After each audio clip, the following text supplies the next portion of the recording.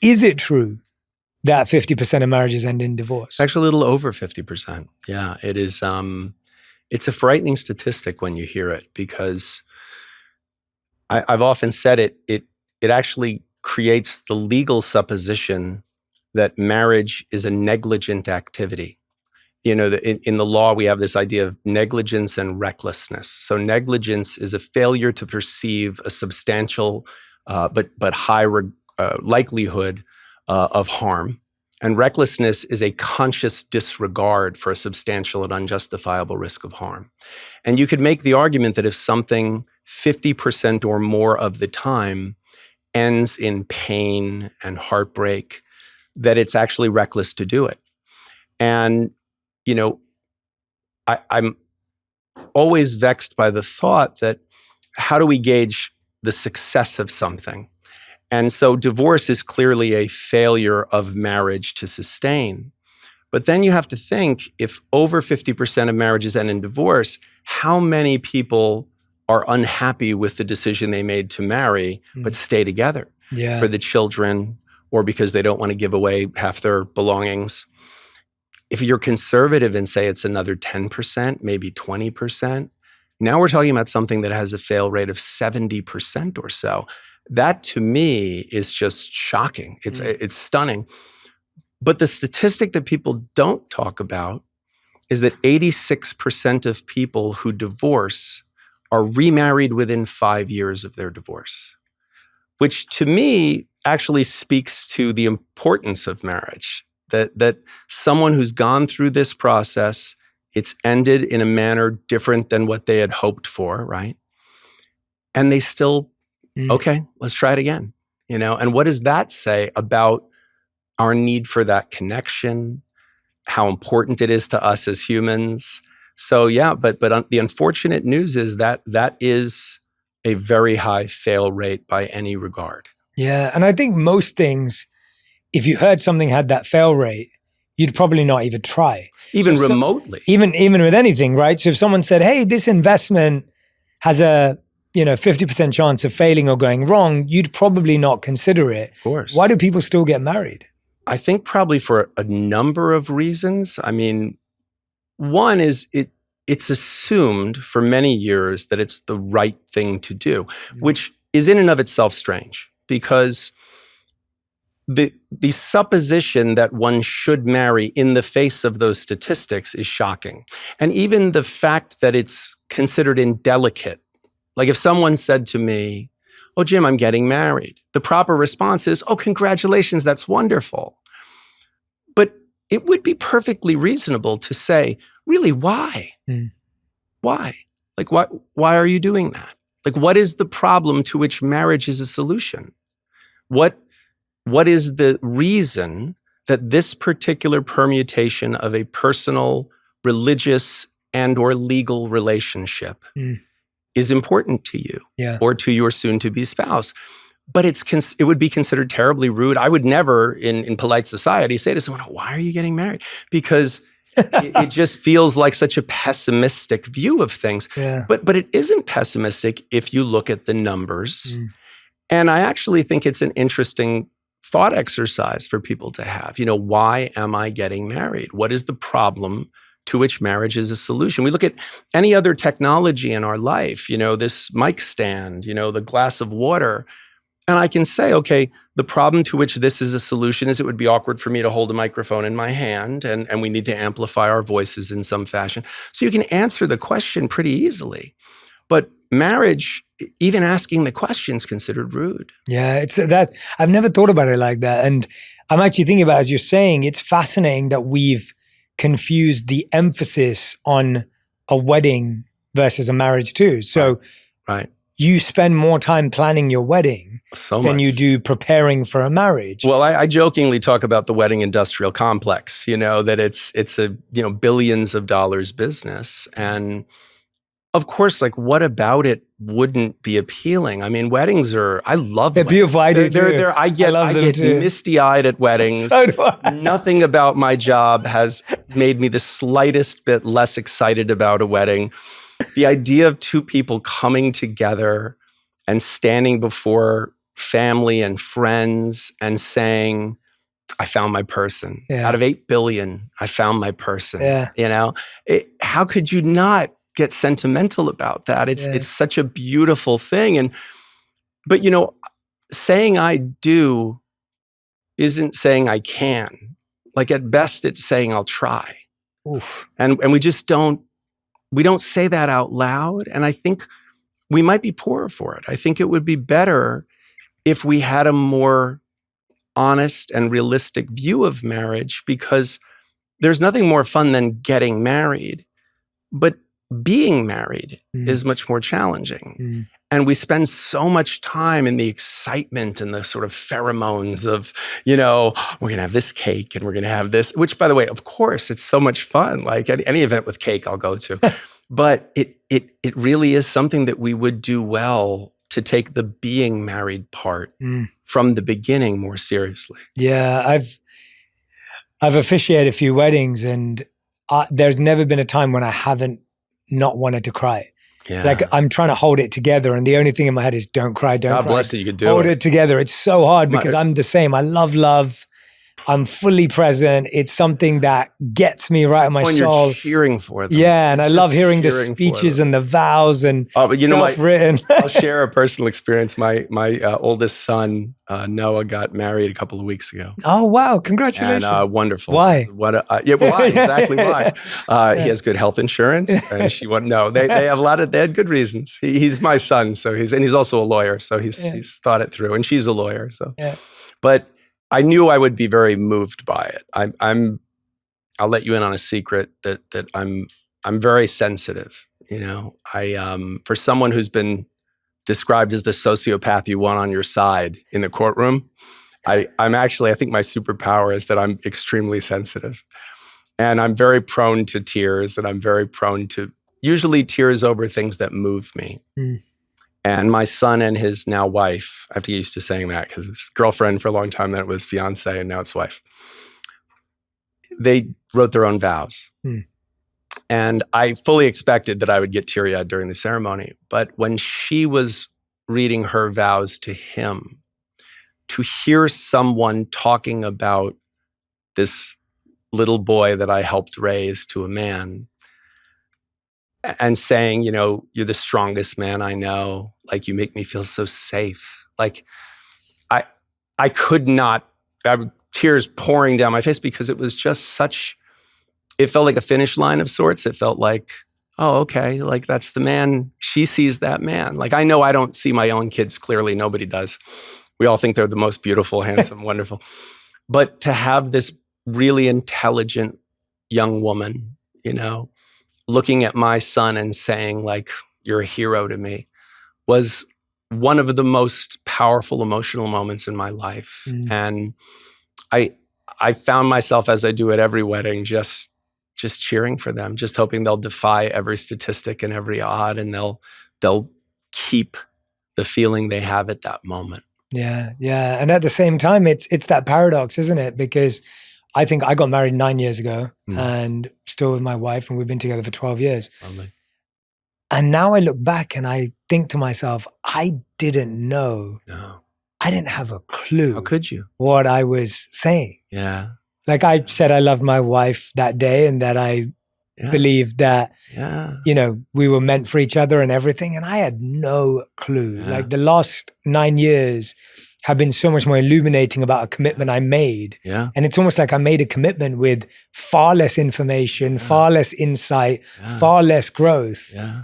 And so what I wanted to dive into with you, and there's so many things I want to unpack from everything you've just said, but I want to help our audience understand from your perspective and from your insight and from your experience. Like, we've just talked about the most beautiful moment, and hearing you describe your son's vows and that moment, there can't be anyone who's listening right now who isn't just thinking, oh my gosh, that's beautiful. I love that. Yeah.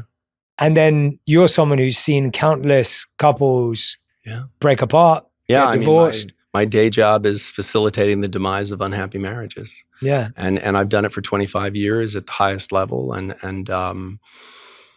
you know, I'm very glad it has not taken out of me my appreciation for love and my appreciation for how important romantic love is and how beautiful of a connection two people can have. But yeah, I have seen good people at their absolute worst. Mm-hmm. And I have seen intimacy weaponized in the most brutal ways. Mm. And so I see the risk that we take. But what it causes me to be very mindful of is how brave it is to love. Mm. Because you should be scared to get married. You should be scared to love anything. Like, to love anything is sort of insane, because every marriage ends. It ends in death or divorce, but it ends. And to love anything is to open yourself up to the inevitability of losing it. And so there's a good argument to be made that you just should never open yourself up that way, because the pain that will come is so great. And yet we love. Mm-hmm. We love constantly, Yeah. because the reward of it is so amazing and so beautiful. And that's why, if you're not scared, it's not brave. It's only brave if you're scared and you do it anyway. Mm. And so a wedding to me feels brave. Like the marriage you just described, you and your wife are 9 years in, so you're not newlyweds anymore. The honeymoon's passed. Especially if you have children. When you have children, that it's really... Yeah, we haven't yet. Okay, so that's another chapter. Yeah. So what you'll see though is even what you're saying now, that these 9 years were something different of a journey than I anticipated. And I promise that the next 9 and the next 9 and the next 9, you have no idea. None of us do. My grandmother used to say, if you want to make God laugh, tell him your plans. Yeah. And so but the idea too, again, of having a partner in that, of someone who, like, I'll hold your hand, you'll hold mine, and let's do this together, because it's so much better, and I don't think I can learn everything I need to know about myself from myself. Like, I need help. I need people who see my blind spots and love me and are cheering for the good in me, and forgiving the weakness in me. So there's something to me about, again, even in facilitating the demise of unhappy marriages and seeing how wrong this can go. It's like, in the presence of death, we're most aware of the beauty of our life. And in the presence of illness, we're so aware of our good health. I think doing what I do has made me appreciate love in a very deep way. There's such a truth in what I'm hearing from you, and even sensing and feeling from the way you're sharing what you're sharing. And it's so interesting, because if someone's scared before they get married or before they fall in love, we usually tell them that's a bad thing. Yeah. We usually be like, oh, no, you should be sure, you should know, right? Like, if you don't know, and it's almost like, well, no, how could you? Like, it's putting yourself, it's trying to get someone to hold your heart and hold this fragile, vulnerable, deepest part of yourself, and not knowing if they'll be able to hold it properly for and decades and decades. I'm 52 years into my journey of being a human being, and I'd like to think I'm starting to become myself. Mm. Yeah, starting to understand myself much better. Mm-hmm. And that's after, a long time of reflection and therapy and all those things. So it's so hard to know yourself, mm-hmm. to then know another person, and then to be in such an intimate tie with this person. And again, in a way that requires a tremendous amount, if you're going to do it right, of vulnerability, candor, bravery, just the ability to say, it really is almost discipline, like the trading what you want now for what you want most, mm-hmm. And what you want most is deep, long-term connection with this other person. But sometimes what you want now is just like, let's get through the day. Yeah. Let's not have an argument or a difficult conversation. But sometimes, just like we have to go to the gym, just like you have to lean in to these uncomfortable things. Mm-hmm. And that's a lot of what my writing is about the idea of leaning into moderately uncomfortable conversations for the good of the long-term relationship, because it's so easy to want to have your day-to-day go smooth in your relationship, that you start telling each other what the other person wants to hear and not, sharing what's really going on in your head and in your heart. But I think if what we really want is long-term deep connection with another person, we can't do that. We have to be disciplined. We have to say, okay, I'm going to be radically candid with this person about what's going on. I think a lot of what we've touched on so far is this really root emotion of like what's really happening beneath the surface. Yeah. And I wonder, not what are the top 3 reasons people get divorced that they say in the courtroom, or that they may say the first time they meet you or to their therapist. Yeah. What are the top 3 root reasons that you have discovered that lead to someone getting divorced? Yeah, the most common question anyone who finds out what I do for a living ask me, other than, oh my God, you must have some great stories. And usually they're very pleased because I'll tell them one of the more outrageous ones, like, and then he cut the car in half with a chainsaw and said, okay, you pick which half you want. Things like true story. That's crazy. Yeah, true story. Yeah. Okay, you'll have to tell. Oh yeah, I have some real bangers. You have to tell us some new ones later. Yeah, I'm a lot of fun at a cocktail party because I have a lot of those. But really what people are, asking, I think they want me to say, cheating or financial impropriety, because that gives us a sense of control. Okay, I can monitor my client, client comes out of me, but I can monitor my spouse or partner's whereabouts using my phone, and I can, be vigilant about, like keeping an eye on what's going on with them and other people. And it gives us a sense of control, right? Yeah. Okay, I'm worried, financial impropriety is a huge piece of a lot of divorces, but okay, I can try to monitor finances and stay actively involved in it so we never have that happen. But really underneath those things is what, those are the symptoms, not the underlying illness. And I think the underlying illness, it's maddening for people to hear, but I think it's disconnection. I think the number 1 marriage killer is disconnection. I think we fall in love incredibly fast, and we fall out of love, and we fall into those big marriage killers much more slowly, or really kind of the way that people go bankrupt, very slowly and then all at once. And by the time you've gone over that cliff, I actually think it may be too late to do something about it, which is why I'm very big on the idea of like preventative maintenance and not getting to that place.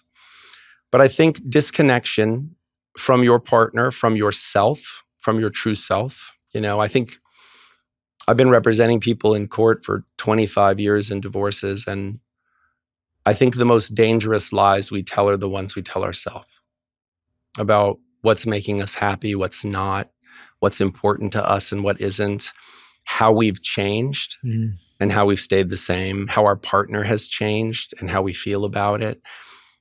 We lie to ourselves about those things so that we can sort of navigate a comfortable day-to-day reality. But long term, I think that is a very, very dangerous thing. So I would say disconnection from yourself and from your partner.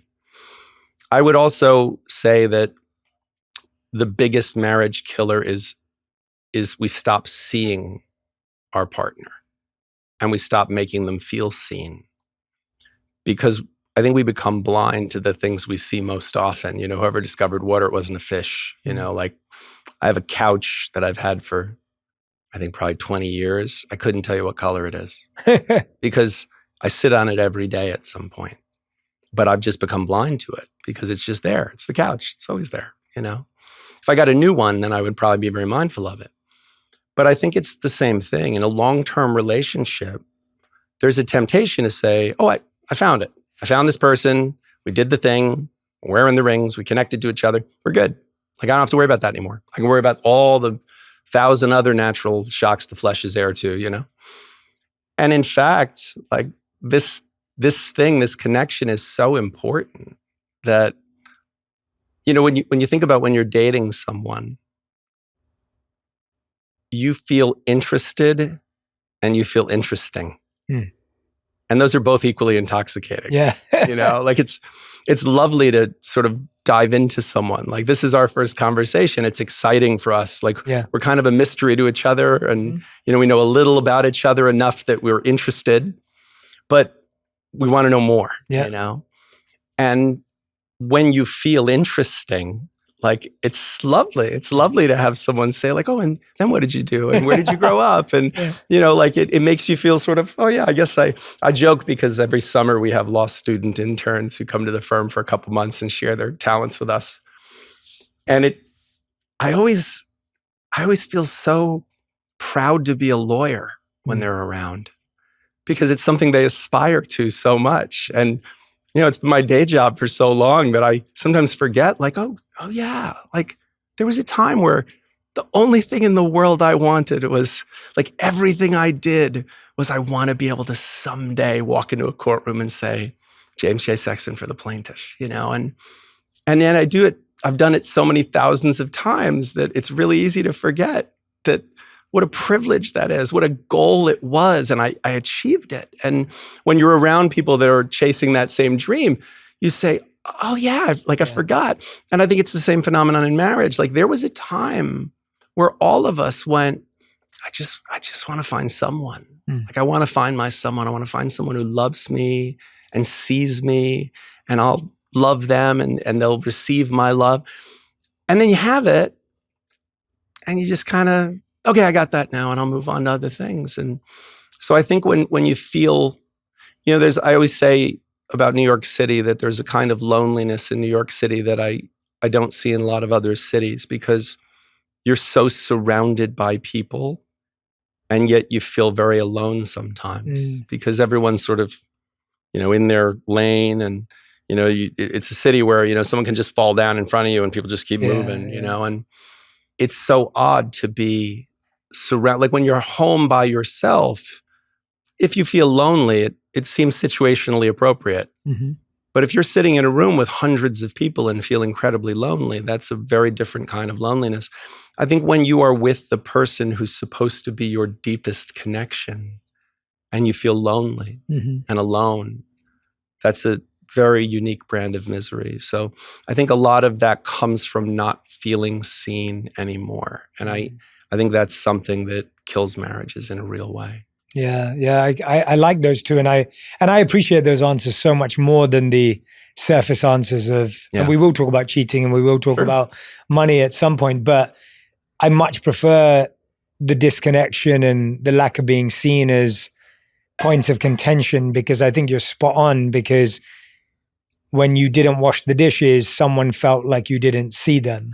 Right. When you forgot to pick up something on the way back from home, they felt you were disconnected. Yeah. When you sat on the couch both watching the same show but never looking at each other, you felt unseen. Like that's what you felt. That's what was going on. And that phenomenon, that reality, I think actually can be flipped in the other direction to our benefit. Yeah. Because, you know, you've been married, I don't want to put you on the spot, but you've been married 9 years.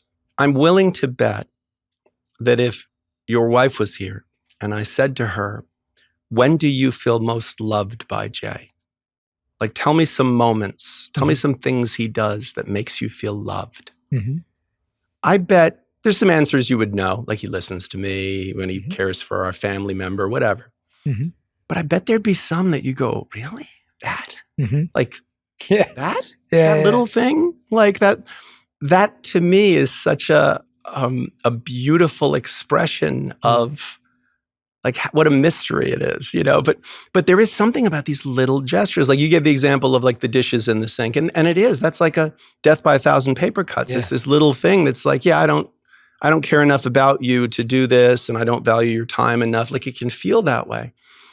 But also the act of like doing the dishes without being asked to do that is the opposite. It's such a sense of like, oh no, I did this because I love you. Like I did this because I don't want you to have to do it. Like, and there are so many little things when you're in love and when you feel loved that I bet your spouse, like they're I can think of one right now. Things. I can think of one right now. My wife's told me before. So, you know, and I'm pretty sure everyone goes through this. So my wife gets into bed before me, maybe by a couple of minutes. She's brushed her teeth. She's done everything. She's going to bed.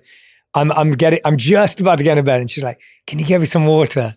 And it's like that. So if I snap and I go, "No, get it yourself," like I'm getting into bed too. Right. right? Or if you get the water before she even asks. Yes. And you say, before you ask, I knew you'd want a little. Yeah. Like that's such a feeling of, like you didn't, or even if you just get the water and put it on the nightstand and don't look for credit. Yeah.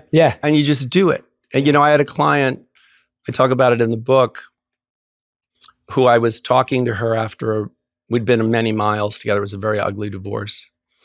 And we were sitting outside of the courtroom. And I said to her, because we'd been some miles, so you start having more casual conversations. And I said, was there a moment that you knew the marriage was over? And she said, yeah, I remember it. And I said, what was it? And she said, there was this granola that I really like. And I used to have it for breakfast. I'd put it on my yogurt and I would have that every day. And they only sold it at this one store. And my husband used to always get it for me. And whenever like the bag was running out, magically, like a new bag would be there. She's like, and it always made me feel loved. It always made me feel like, oh, like, look, like he wouldn't even say like, oh, I got you your granola. Like what we're prone to do as men, we're like, I opened that jar. We love that. But he didn't even look for credit. He just would do it. And she said like, it just always made me feel so like he sees me, he knows what I need. He tries to get ahead of it. She said, and one day the granola ran out. And I thought, oh, that's strange. And she's like, I didn't get my own because I thought, oh, no, maybe he's just didn't notice, And a couple more days went by and granola never got replaced. And she said, and I thought, oh, okay, this is over. Like it's starting to move in the wrong direction. And I just remember thinking like, what a powerful moment, but what a very relatable one, The funny PS to that story is I said to her, was there anything like that you did for him? Yeah. And without hesitation, she said, yeah, blowjobs. And I spit out my coffee. Like I literally spit coffee across the courthouse hallway. And I said, really? She said, yeah. She said, when we were like dating and first married, like it was just something I did a lot. Like it was, it didn't take terribly long and I always put him in a great mood for the day. And, he would like text me later and be like, oh my God, this morning was so fun. And she goes, and then for some reason, like, once the kids came and stuff, we didn't have as much time alone together. And she said, I didn't really have much occasion. And so I would say like, oh, well, we'll wait till tonight and then we can both, we'll have sex and we'll both enjoy it. She's like, but now I think about it and I think like, oh yeah, like that was probably like the equivalent of granola. Now I'm not saying these are the same. I think they're quite different. But whatever it is, like whatever that little thing is, not that that's little, but whatever it is that your partner does for you, whatever kindness they show you, selfless kindness that they show you, whatever gesture of warmth and love and prioritizing your joy and pleasure, that's so important. And it's so easy to lose it. It's so easy to just not even know that you lost it. Yeah. And I think it's so important that there's recognition, gratitude, and reciprocity for it. Because I think often when someone's doing something for a long time, it's like the couch. Yeah. You stop thanking them. You stop noticing it. You stop honoring it. And that part is equally as important because that person at one point will feel underappreciated. And these are such... They're simple. These are such simple things. Yeah. Like it's so easy. But it is that. It is so that. easy. It's not the birthday or the wedding anniversary. No, and that's what we put so much on is these giant gestures. But the truth is, like if you texted your wife right now and just said, I married the prettiest girl in the world. Like what does that take? What does it take? My wife would send me a picture of her making a funny face. Yeah. You got a good one. That's lovely. But I bet it wouldn't be something that's uncommon for you to say. I think I say it all the time. Yeah, I think that what does it cost? What does it cost to just take a moment and say, I'm so glad. I'm so glad I have you. I'm so glad you chose me. Like, what does it take? It's such a low percentage move. And if that's the secret, like if that's the thing that keeps that connection wired, like What if it's not these giant things? What if it's not we have to go on vacations at this routine, we have to have a date night and it has to be very formal? What if it's just these little gestures that at the beginning of a relationship, you feel them in your toes? Yeah. I mean, you just, the feeling of intoxication when someone sees you and admires you, like it's such a beautiful feeling. Why would you not just try to maintain that? And what do you have to lose? Like if you did that, the worst thing that could happen is they don't really notice. Totally. And that's okay. You're not much poorer for that. It's a low investment. One thing I've been reflecting on lately is how even the smallest choices can create a big impact over time. Whether it's choosing to spend a quiet night in to recharge or making a decision that brings you closer to a long-term goal. Those moments of intention really matter. And when it comes to the choices we make with our money, that same mindset applies. I've learned that saving for the things that truly matter, like your first home or a reliable car, starts with small, thoughtful decisions. That's why I appreciate what State Farm is doing with their personal price plan. It gives you the power to personalize your plan and create an affordable price that works for your life. You can bundle your home and auto insurance in a way that supports your journey and your goals. Talk to a State Farm agent today to learn how you can choose to bundle and save with the personal price plan. Like a good neighbor, State Farm is there. Prices are based on rating plans that vary by state. Coverage options are selected by the customer. Availability, amount of discounts and savings, and eligibility vary by state. So much of this is based on at least so much of what we grew up on. Like for me, for example, my mom, incredible woman, breadwinner of the family, cooked a fresh breakfast, lunch, and dinner every day, dropped us to school, helped us with our homework, everything that's good about me is to do with my mom. Yeah. But when your mom does it, you assume that's just what life is. Sure. And so when I married my wife, and my wife also loves cooking and it's part of her love language, but to me, getting a hot meal was normality. Yeah.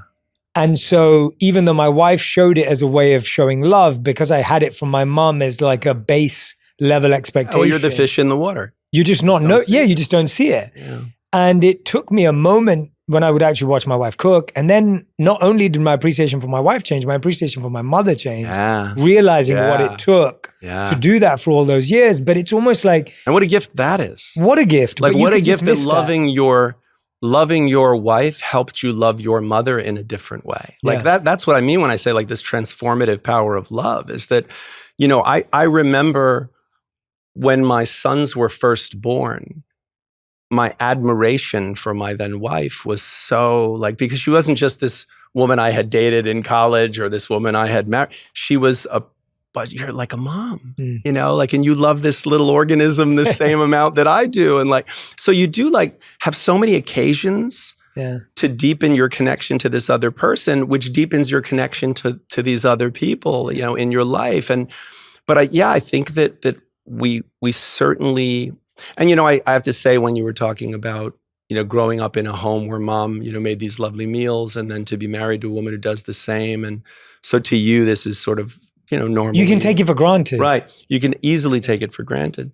But that's also very often how people end up in very negative relationships. So if you grew up in a home where your mother or your father or both had substance use disorder, you think, oh, this is how a man is. Men drink, so you're much more prone to marrying someone who also has substance use disorder and looking at it and saying, oh, well, no, that's just what men do. I have represented victims of domestic violence and intimate partner abuse for 25 years. And I've represented perpetrators of domestic violence. And I'm not excusing anyone's abuse of anyone else, but 99% of the time in my experience, they grew up in a house where there was abuse. They grew up in a house where violence and intimate partner abuse was how you treat someone or how you're treated by someone. And they just don't see how toxic of an environment this is. So sometimes what you just described as a way to deepen connection and love to yourself, to your partner, to your mom. It's also that same phenomenon, that same cognitive habit that can create in us, like we may be repeating the patterns that we watched the people around us, like mothers and fathers and grandparents, the way they communicated with their spouse. There's no class in love. Like there's no, I can tell you with certainty, I've used algebra very few times in my life. I have had almost no use for so much of like dividing fractions that was taught to me. But there was never a class about how to love, how to be loved, how to be in a deeply connected relationship with another human being. So you really just learn on the job, and you learn by watching the people around you. And if you have people around you that do it well, it's an incredible blessing. This is a gift we can give to the world, is to demonstrate how to love and be loved. Like I often talk about, in the sort of masculinity crisis, that there's been a lot of discussion about how, there are not as many role models for men, young men, who want to look at what should a strong, capable man look like? What does, we talk a lot about toxic masculinity, but what does non-toxic masculinity look like? I'm interested in that. Like what is the positive masculine? And I found myself thinking about most of my examples of it came from literature or film, like characters who were strong, protective men, self-sacrificing, putting themselves, below in terms of importance, the people who they were there to protect or love. And so I think we need each other so much as a core unit, a family, a society, and then just as a world. Like we need to be able to look to examples of how to love and how to receive love. And we don't, there is I think a tremendous absence, a drought of that. Yeah. I know a lot of unhappily married people, and not just as a function of my professional life. I know. Oh, me too. Of my friends who are married, I can really only think of a handful who I look at them and go, oh yeah, that's good. Yeah. That's really good. And they're really glad they're in it. But man, when you're around it, like it's like the warmth of the sun. Like it's such a beautiful thing to see that in practice. And we need to find ways, I think, for young people or even newly connected people, like people who are thinking about marriage, to be in the orbit of that. Yeah. And to learn from it, because we just can't, we don't teach it. We can't, I don't know that we could necessarily teach it in a textbook. You can read all the books you want about swimming, but you learn in a pool. Yeah. And I think we break in relationship and we heal in relationship. I think it's the only way. Yeah. I mean, talking about the masculinity piece, I was reading that the 2 times men are most likely to cheat are when their partner's pregnant. And when the first child is born, or when a child is young. Makes sense to me. That's consistent with my observation too. I have something of a PhD in infidelity, having been a divorce lawyer so long, and I've seen it from both sides. And I'd love to talk about why, but I think I have a theory. The fascinating part to me is that I spoke to a lot of men as well, friends who haven't cheated, but they talked about how when they had their first child, just how hard it was to be second priority to their partner. Yeah. And when we talk about we can't teach a class, to me it sounds predictable and something you can prepare for, because no wonder you're going to be second priority, because there's this helpless little baby that demands attention. And you actually want that baby to have that priority. 100%, because it needs So then you start feeling guilty about, why do I want this thing? And why do I feel that way? But see, again, I think it's a perfectly understandable feeling. Yeah, it's an understandable. Like and it can be articulated to your partner in a way that doesn't create a defensive reaction, I think, because you want your partner to love that child that much, and you love that child that much, but yet there is something about like losing a little of your love and attention that is hard for me. And what a lovely thing for someone to say. Like if it's said the right way, if it's said like, well, I'm feeling neglected, of course the response would be, well, what do you want me to do? Like I got 2 hands. There's only so many hours a day. I'm sleep deprived. My body's a train wreck right now. Like what do you, and now I got to worry about you? And that's the script. That is exactly and an understandable script. Like I get that frustration, how a woman would feel in that situation. And yet, perhaps if it was parsed differently, the feeling of like, I admire so much what you're doing. Like I'm falling in love with you all over again, watching you spin these plates that are so important to both of us and giving our child this gift that only you can give. And yet, I have to say, and maybe I'm selfish and maybe I'm foolish and maybe I'm a child myself, like I miss something about the warmth of you. And I hope we can find a way to take time to like see each other and connect to each other. It's so interesting how if you just, and maybe it's because my job is to sort of parse argument, that maybe it may be uniquely qualified for this, but I find myself thinking that almost any of these sentiments, there's a way to parse it that I think it can actually deepen connection and it doesn't bring a defensive response. Because if you say, well, we haven't had sex lately. Like we're having so much less sex than we used to. Like what's going on? Immediately, your partner's response is going to be, well, what, you've been working all the time. And when you come home, you're tired and I don't know that you want to. You want me to initiate? Like, what am I supposed to? And now we're just having this thing. Whereas if you just said, oh, like I miss like feeling connected to you, like I love like the smell of you and I love the feeling of your warmth. Like, and we have to really make time. If I haven't made time for that, like I really have to, I really want to. What partner wouldn't hear that and go, oh, well, yeah, that's important to me too. And let's, let's make a point of doing that. Like I really don't think this has to be, but again, perhaps it's a function of the times we're living in.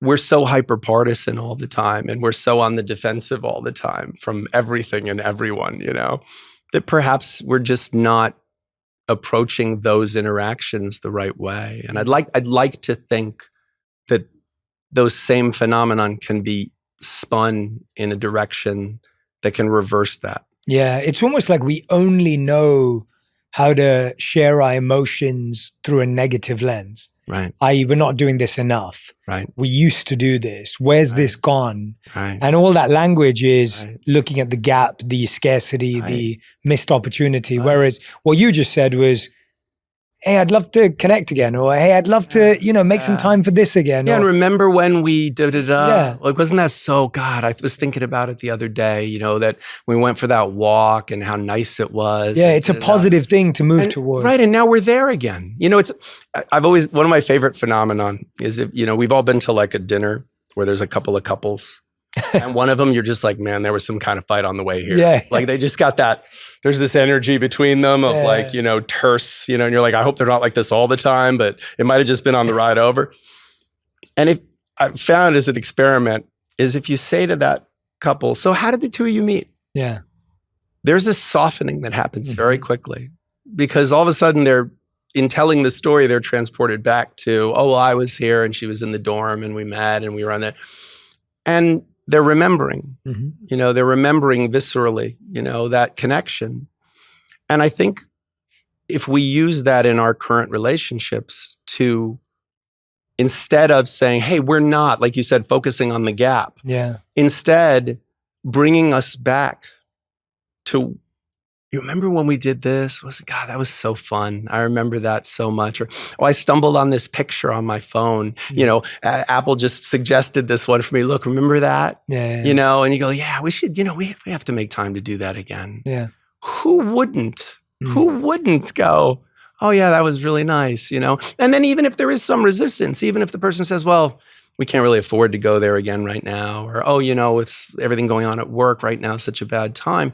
There's at least this shared intention, shared experience of going back to that. I mean, why do we, as a species, take 1 million pictures on our phones? Because we want to hold on to it. You know, I went to a concert. I tend to not go out a lot at night because I get up so early, but I went to a concert recently. And it was my first time being at a concert in many years. And everyone had their phones, you know, they're recording, you know, whatever song, you know. And I found myself thinking, like, do you think that that little box is going to capture this? This giant room we're all in, and the vibration of this music. It was a Nine Inch Nails concert, so it was like really heavy. And I just thought, like, oh, you're missing the whole thing. You're missing the whole thing because you're trying to hold on to something that you won't be able to hold on to. This will be a poor copy of something. So maybe just, you know, again, that human desire to capture it so you can have some small taste of it again in the future. Maybe there's a way that can be used to like reconnect us to who we were, what we felt, and maybe bring it back to the present. Yeah, absolutely. It's such a part of that passing of an argument as you talk about it, and part of that ability to initiate. I feel like at the root of it, there's a struggle that we have with our ego, where it feels like we don't want to be the one to look like the beggar or look like the needy one, look like the weak one. And so there's this ego. The vulnerability. Yeah, it's scary. I have to tell you, I struggle with that in every relationship. My longtime assistant, Teresa, has been with me a long time. And she's a wonderful, wonderful assistant. And she's really the brains of my office. You know, she keeps the machine running. And I actually have times where it's hard for me to say to her, because I'm moving so fast between things, like, could you heat up my lunch for me? Now, she has offered this a million times. Like, she's happy to be of assistance to me in any way. Like, she's a wonderful resource in that regard. And she's by nature that kind of person. Like, I see it in her relationship with her husband and her kids. Like, nothing makes her happier than feeding her family or feeding the people around her. And everyone who calls my office is like, oh my God, Teresa's the best. Like, they all love her because there's a warmth. And I still have a hard time, even with such permission, I still have a hard time being vulnerable enough to say, I need help. Because that's what I'm saying. Like, it's a minor thing I'm asking for help for, but I'm saying I need help. And that's hard for me to do. It's hard for anyone to do, to say I need help. Because there's a vulnerability. There's this fear that what if the person goes, well, I don't have the time to do that right now. And then that pain, like, that's such a child wound, you know, that feeling of like not wanting something and not getting it, and asking for it, being brave enough to ask for it and not getting it. That I certainly understand that pain. Yeah. And it's one of those ones that you almost have to be willing to go to with the right partner. Yeah. I feel like with the right partner, with the right person, you almost are willing to go there more often. Yeah. Because you know they're not judging it. Like with someone like Teresa in the assistant capacity. Yeah.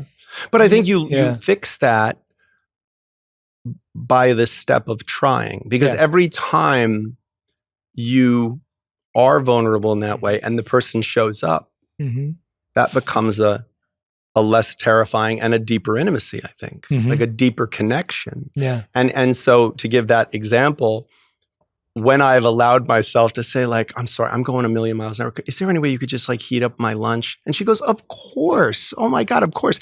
And then she takes the extra step of like, she puts it on like a nice little tray, and she brings like a little drink along with it, and like she puts little chips next to it or something.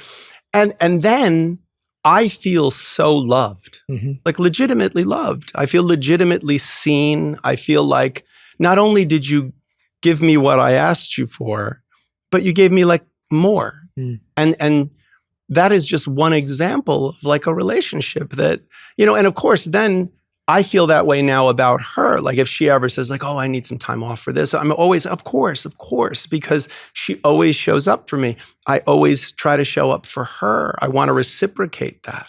So I think, again, it's a muscle that we have to exercise for it to get stronger and stronger and stronger. Yeah. But that's where in a long-term relationship where you've both been brave enough to do that and to show up for each other, that's where I think you have these people that have this, like, they're just thick as thieves. You know, they have this bond that's never ends up in my office. Yeah. If you were designing a contract for marriage, for modern love, what would you put in it?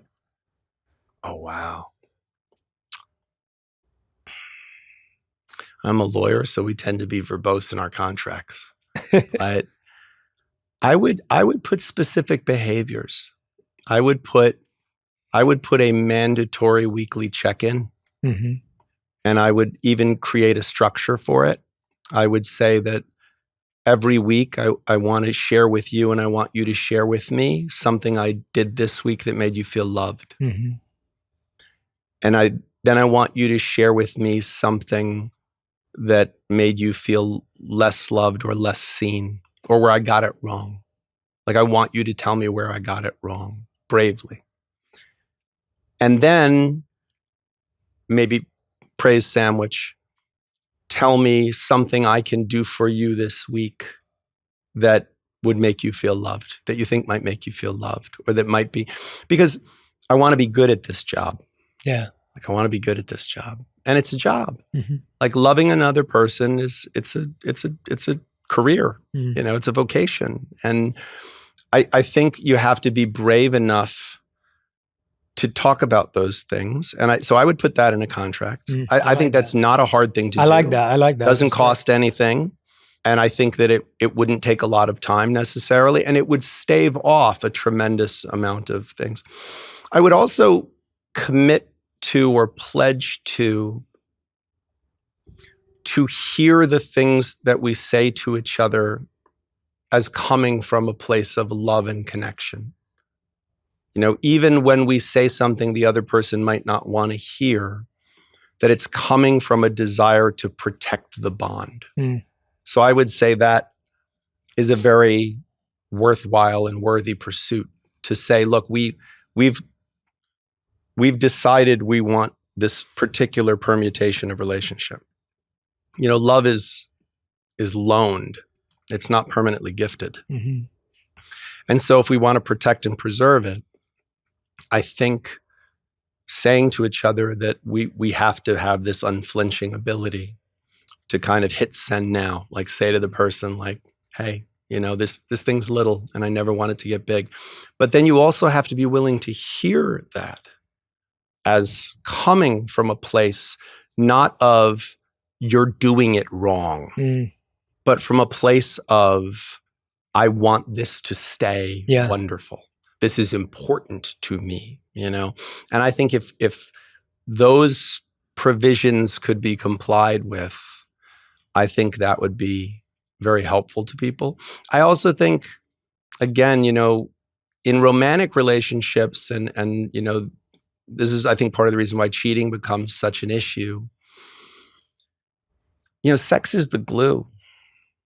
Like, it's the glue. Like, sex is incredibly important to people. Like, it's the difference between having a roommate and having a spouse. You know, like there's a romantic element to it. There's a sexual element to it. There's a physical, not even purely sexual. There's a physical element to it. I can't tell you how many men tell me, yeah, we stopped having sex, or we started having it very infrequently. Some women, but mostly men. And I can't tell you how many women have said to me in the context of divorce that, yeah, like the only time he ever touched me was sex. Like, it was just prelude to sex. The only time he ever kissed me was a prelude to sex. I mean, come on. When you first start dating, you could make out for hours. Like, literally, there's just nothing more lovely than just the kissing this person. When's the last time people really made out with their spouse, you know? Or just like held their hand, or just touched the nearness of them. Good relationships, there's a lot of that. There's a lot of this physical connection. Mm-hmm. And so again, I don't think you have to write into the contract any particular frequency or specifics of what sex would need to look like. But I think you have to make somewhere in that contract, especially if I'm going to take a pledge that you're going to be my partner in this, in this physical aspect of things. If we're going to be monogamous, you know, I used to say in the context of dating, that if you're going to rob me of solitude, you owe me companionship. Mm. Because I enjoy solitude. Mm-hmm. So you have to be better than that. I like that, yeah. And companionship is better than that. So if you're going to rob my solitude, you owe me companionship. If you want us to pledge to each other that we will be each other's sexual outlet, we will be each other's sexual connection, we will be each other's intimate touch connection. Again, by intimate touch, I don't even necessarily mean sex. There's an intimacy in holding someone's hand. There's an intimacy in having your hand on their leg. Anything you wouldn't do to a stranger on the subway, put it in that category. Yeah. And I think that if we're going to have rules in the relationship, which I think there are good reasons for, then we owe it to each other to see where that is. Now, again, controlling for the possibility that that's okay if that shifts. I think it's okay. I don't think if you sustained the electricity of the initial physical bond people have, like when you're first dating someone and your hand brushes theirs and you just feel it in your toe. If you did that for 9 years, man, you would never get anything done. You just wouldn't. Society would crumble because we'd all just be like, oh my God, she walked past me and I smelled her hair. You just would have that intoxication all the time.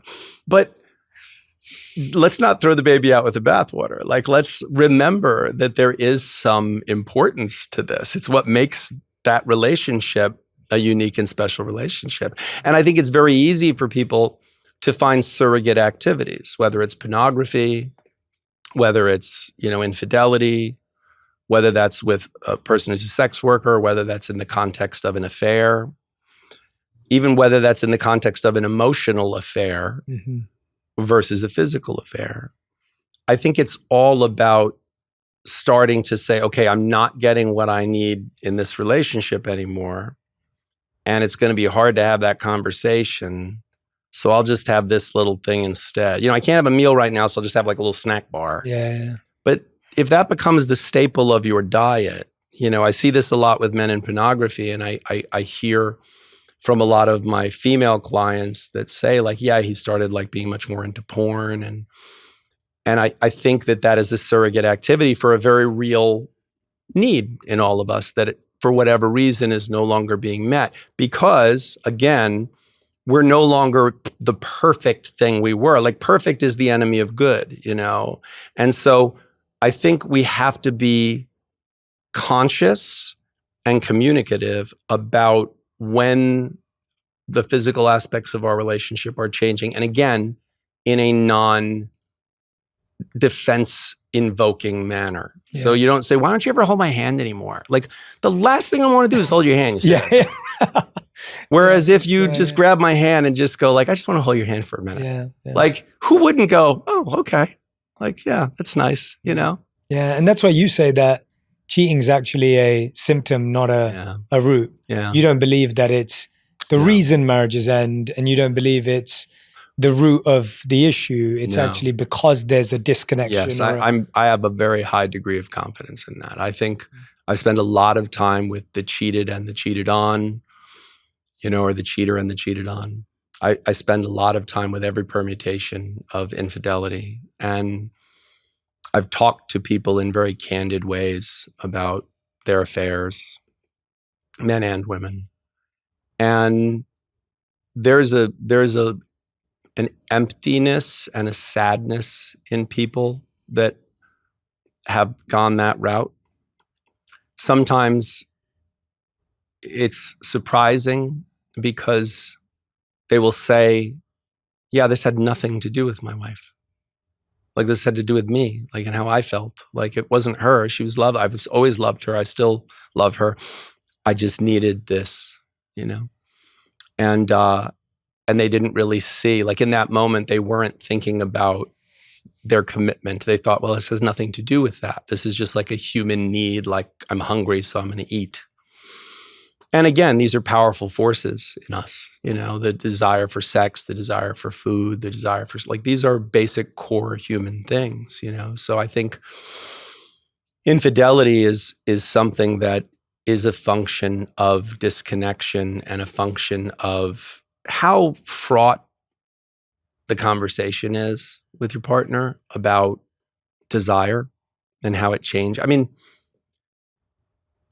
how much do we really understand our own desires? You know, there's something mysterious about it. You know, like, why do you like dark hair or blonde hair? Why do you like, why do any of us have these weird preferences, you know, like, but they're there, you know, and maybe they're rooted in, you know, Freud is right. They're rooted in some, you know, very basic childhood things, or, you know, maybe they're purely chemical, you know, it depends on who you ask, but they're a mystery to us. I mean, I certainly know it's a mystery to me. Like, why are breasts so appealing? Like, they don't really do anything unless you're an infant, you know, like and yet they just make me happy, you know, like, I don't know, there's something in me that's like, ooh, you know, like, that finds those appealing. So what is it? I have no idea, you know. What is it that when I see a man who has, you know, stubble or a nice beard on his face, I don't feel any desire towards that. And yet many of my female friends or gay friends are like, oh, I love, that's so sexy. Like, what is that? Well, it's just in us. It's just part of us, you know? So I think that's what makes it hard to articulate, you know, to our partner when it's not being met. Maybe we don't even realize because we're not looking at ourselves close enough. Yeah. That's why I think the marriage contract that you just laid out is so important. Right.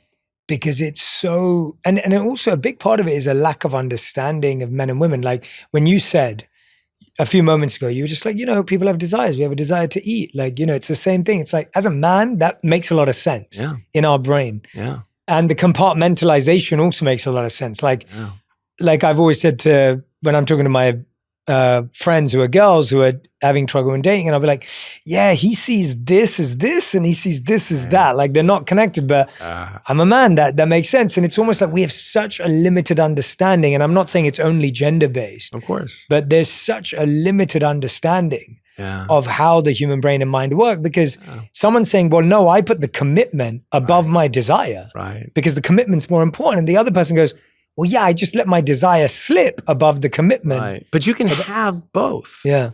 Like, I genuinely believe you can have the desire and the commitment. Like, both can be fulfilled, you know. With each other, you mean? Yeah. I think so. Because no, of course, you know, there's a chapter in my book called Go Without or Go Elsewhere.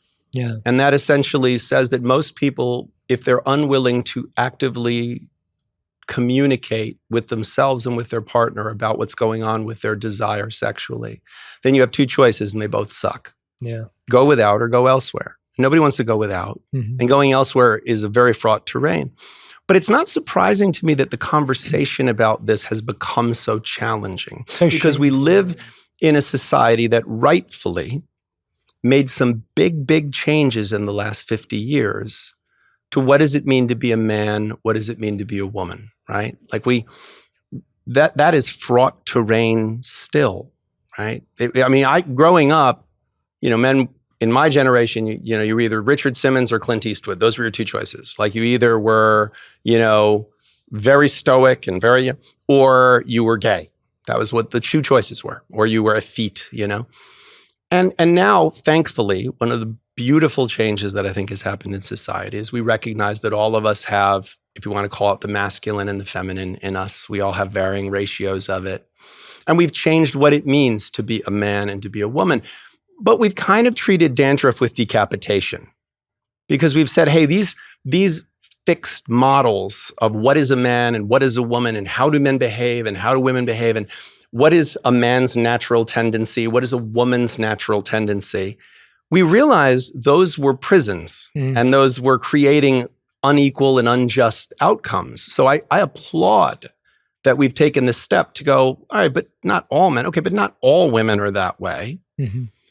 But we've gone so far in overcorrecting, as we as a species are prone to doing, that I think now it's like scandalous to acknowledge what you just acknowledged, which is when I'm talking to a group of women who I'm friends with, and I say, they're describing something that, you know, a man in their life did, and I go, oh, I know exactly what that, like, no, he saw this, or, oh no, he thought that. They go, really? Like I I have a Rosetta Stone to a language they don't speak. And by the way, it goes the other way. Yes, 100%. Like, there are so many times I will listen. I have an office full of women, and sometimes of different generations, and they'll be talking to each other.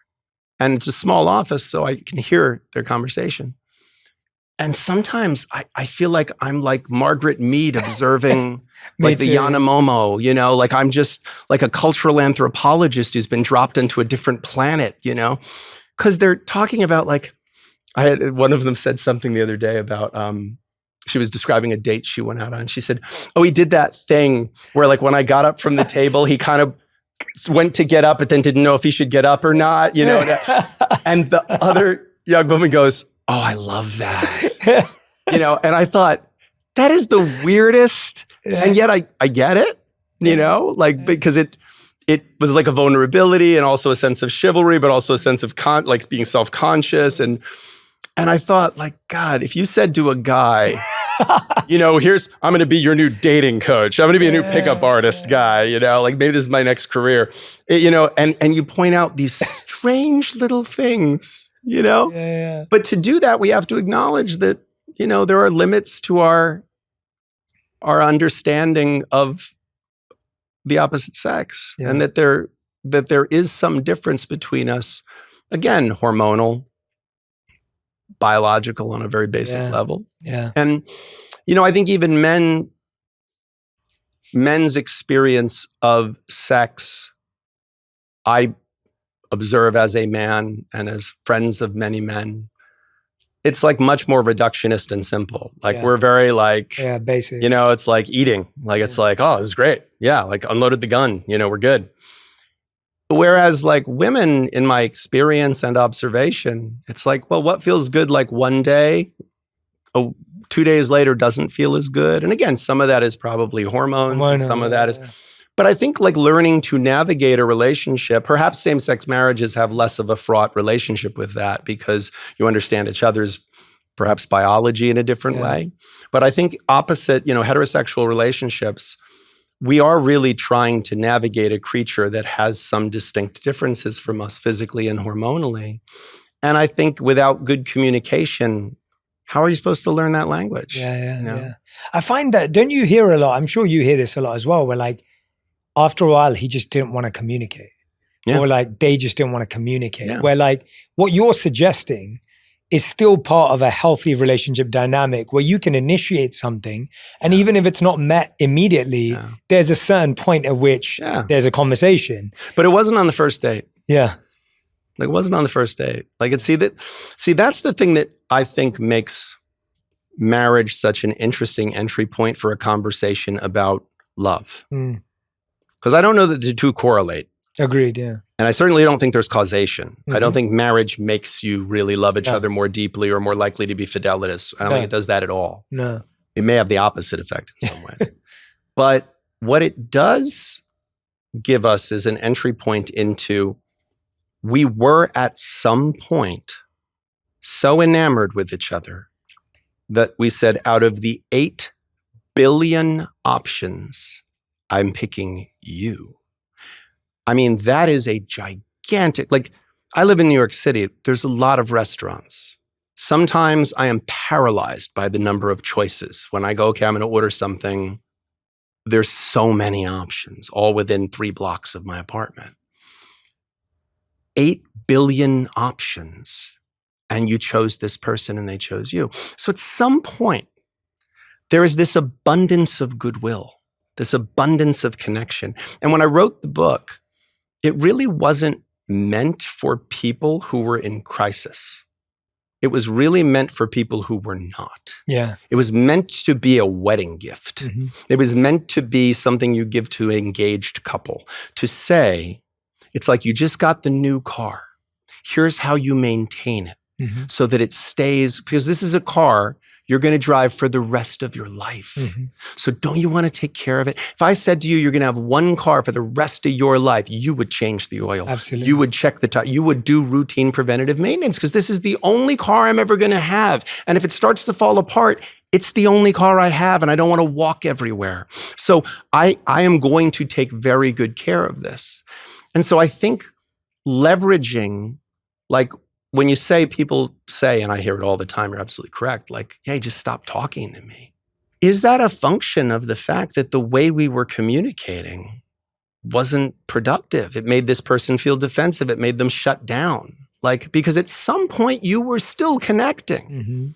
And it's so there was a story you were writing and you lost the plot.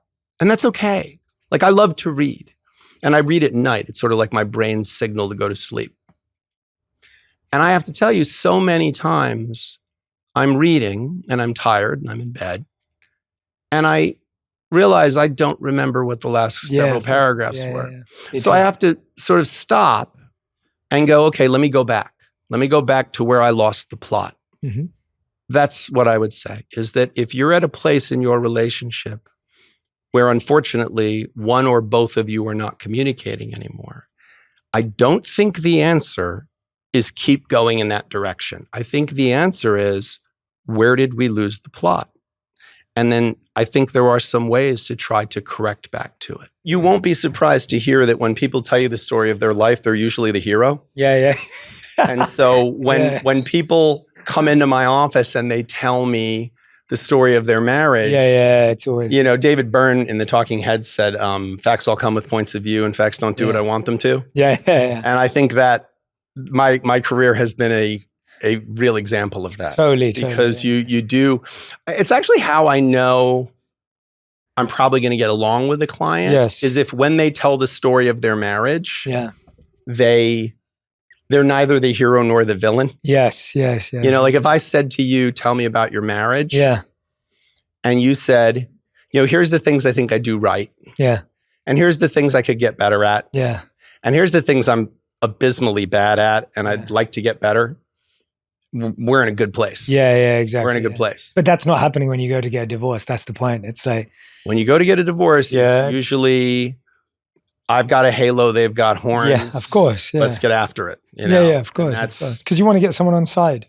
Yeah. And then I have similar I coach people and couples and work with people. And like you said, people lie to their kind of therapist coaches in that lane. And that's for sure. Because someone will come to me and said they have their heart broken. And then as time goes on, they'll send me emails that the other person sent them. And the emails actually seem really thoughtful and comprehensive and like very emotionally intelligent and articulate. And you're like, wait a minute, like what happened? You told me that this person was the devil. And now I'm reading their emails because you had to share them with me because of some context. Well, that's why I said I think the most dangerous lies are the ones you tell yourself. Yeah. And you need them for survival. And you don't even know, sometimes you don't even know that you're lying. You just, you're just so caught in your view of the thing and we hold on to that so tight, like, because again, I feel like if we can acknowledge that we're a mystery to ourselves, that feels powerless and frightening. I mean, so much of what we do wrong, we do for a feeling of control that we don't actually have. Yes.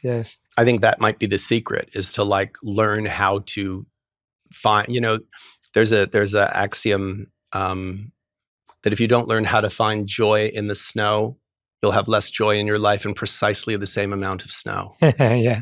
Like, so I feel like if you don't learn how to find joy and peace in chaos, you will have less joy and peace and precisely the same amount of chaos. Yes. So, because chaos is the lack of control. Yeah. So I think that's a big piece. Yeah. I love that.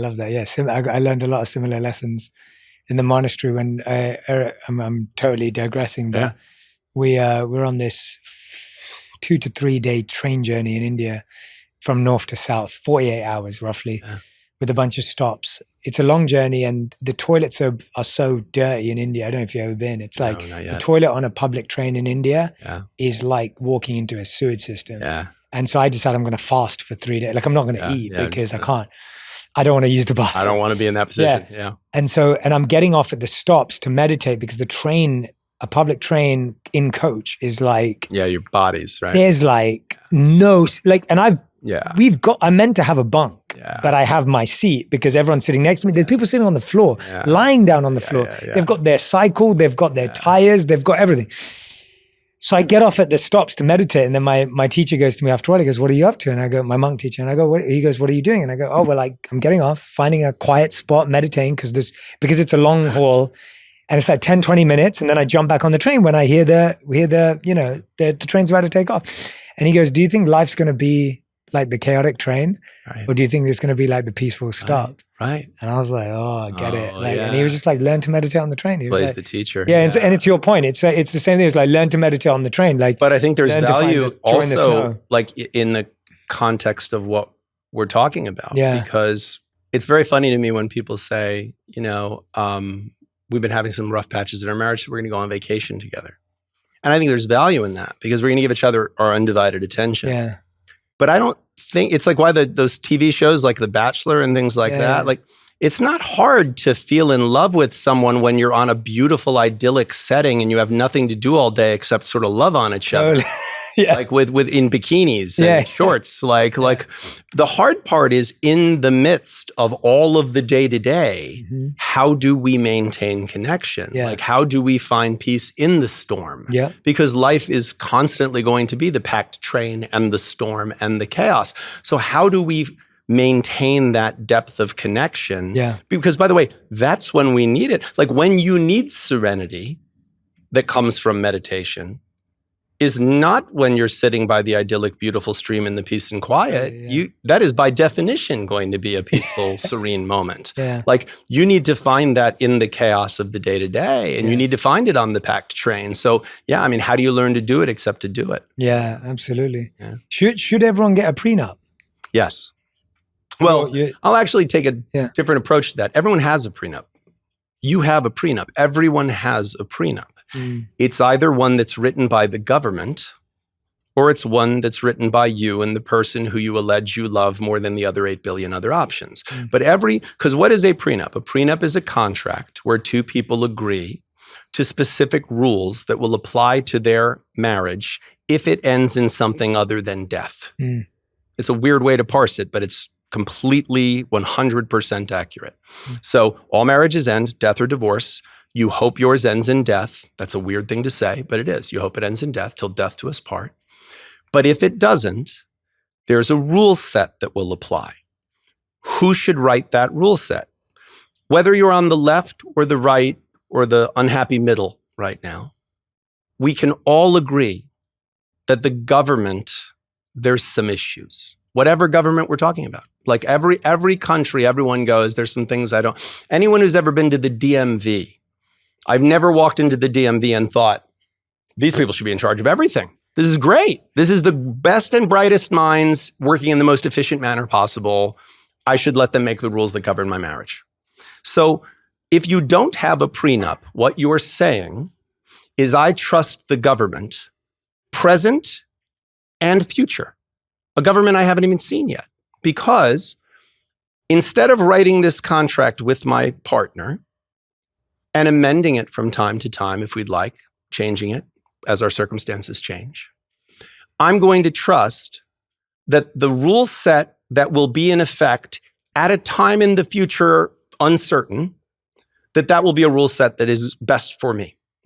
That's crazy. That's absolutely good. There's nothing about that is rational at all. What you're simply saying is, I don't want to have this conversation right now. I'll just whatever they're serving at the restaurant, I'll eat. And I think that that's very short-sighted, but it's a function of the fact that we've been taught to view prenups a certain way. And that is that you have a lack of confidence in the staying power of this relationship. I think that's changing and I'm grateful for that. Not just from a professional standpoint, because there's never been a divorce lawyer that made very much money on prenups. Like it's just not a high profit item. Litigation, there's much more money in helping people tear each other to shreds in a courtroom than there ever was in mediation or in prenuptial agreements. Prenuptial agreements, if anything, are bad for divorce lawyers because they simplify the uncoupling if it happens because you have a rule set. Yeah, that makes sense. But I think we are seeing, I think, some changes in the way we're normalizing prenups as a society. And I think that's really, really healthy. Well, I think it's even in the way you just spoke about it, because I think when you realize, oh, you have one anyway. And when that kind of locks in, you go, oh yeah, because that's the fascinating thing about marriage is that you don't even, it's been so normalized that you don't even realize that you're getting into a contract with the state and with each other. It's the most legally significant thing you will do in your life other than dying. Seriously. Like you buy an apartment, there's lead paint disclosures, a HUD-1, there's a million forms that disclose information. You get married, you didn't get a pamphlet. Nothing. Literally nothing. You get no explanation. The first time most people learn what happened legally when they got married is when they're in my office, which is the worst possible time to learn that. Like, you don't want to learn how to fight when you're in a fight. Totally. You need to learn in advance, as far in advance as possible. So I have always thought, like, we would do the world a tremendous service by having anyone who's going to get married have some premarital education component to at least understand what you're signing on for. The problem with it is, without a prenup, it is the most significant contract you would ever sign, the marriage contract, okay?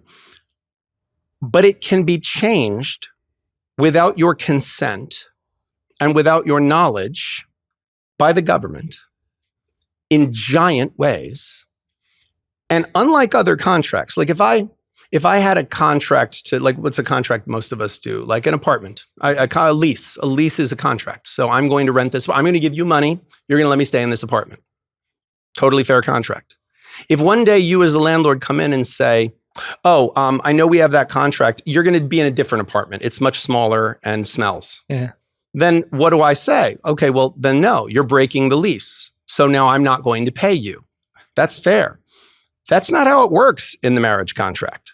In the marriage contract, when the state says, oh yeah, alimony now has a formula, or alimony is no longer taxable, or no, this is what we're going to do with the division of property, you can't say, oh, well, that's not the rules I signed on for, so now we're just going to end this. Wow. No, you're not allowed. You're not allowed. You can't opt out of the contract, and they can change. The government can change. So again, I have lots of conservative friends, and they're all very quick to talk about marriage is so important, and no-fault divorce is the scourge of the universe. And I always say to them, I'm like, you have a tremendous amount of confidence in the government if you're getting married without a prenup, a tremendous amount, because you're saying, not only is the present rule set that I don't necessarily understand acceptable to me, but any future rule set.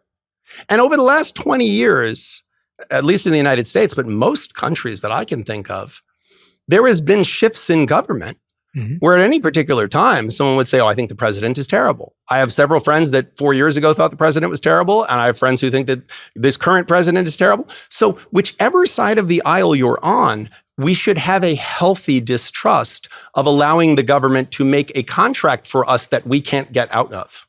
And I think that's what a prenup takes it out of the hands of the government and puts it, I think, where it belongs with these two people. But what's the problem? It's not the expense. It's one of the cheapest things we do. You have to have that conversation. Yeah. Well, it's actually, so I had a friend who got married recently, and, in love, everything else. And before the marriage, they decided to do a prenup. And he was talking about how hard it was to bring it up, how hard it was to have the conversation. But he was saying that it actually gave them all the skills they'll need. Oh my God, it's for the most difficult conversation. I have to tell you, I've had a number of clients, many, who come in and say, I don't even know how to bring this up. Like, I represent a lot of people in finance, a lot of men in finance, young men, late 20s, early 30s, high net worth.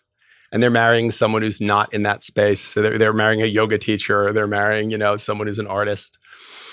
And they say, look, I have a lot of confidence in the marriage. I wouldn't marry this person if I didn't believe in it, but I want to have some protections in place. And these are people who are phenomenal at their jobs. Their jobs involve a tremendous amount of risk. Like, they're so much less risk adverse than I am. Like, they move markets, and they make big bets, and they're terrified of saying, hey, we're getting married and all. Like, there's going to be rules that, govern this. And like, maybe we should be the ones to make the rule, because it's met with such a sense of, what do you mean?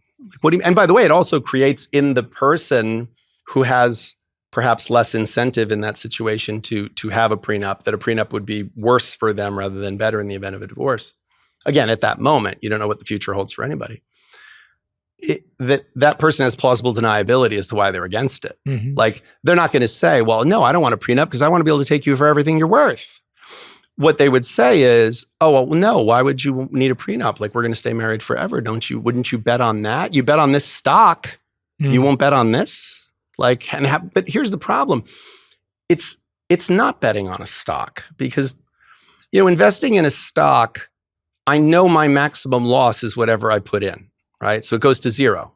So I know what my loss is. It's more like shorting the stock, where there's almost no limit to how much you could potentially lose, because you're talking about a future you that you can't foresee at this moment what it's going to look like. So yeah, it's the same phenomenon that I think, but I have had clients who then come to me and say, even if we never got a prenup, having conversations about it was so good. Yeah. Because really, the way that I do get calls from a lot of particularly young men, but both genders, saying, how do I have a conversation about a prenup? And I've always thought a really great entry point is to say what I believe to be true, which is it's very hard to feel loved if you don't feel safe. That everyone should feel safe. Like I've represented victims of domestic violence for many years, and I can tell you, if you love someone, you want them to be safe. It's fundamental, right? So I think that's a good entry point to say, what do we each need to feel safe? Yeah. And most of the time, I think if you parse it that way, if someone said to me, look, I will marry you, and but in the event we split up because you have more than me, I don't want to have nothing. I want to have some security. Who could argue with that? Who could argue with the logic of that? Like, of course. And by the way, I don't want you to be with me purely out of the sense that, well, what am I going to do? I'm going to be destitute if I'm not with you. I want you to have the option of not being here. Like, if your spouse is only not cheating on you because you're tracking their location, what kind of security is that really? If that's the only thing preventing them. So I think it's the same thing, like saying to someone, look, I want to feel you're owed something, but are you owed everything? Yeah. Okay, we agree you're not owed everything. Hey, I'm going to need help from you if we split up.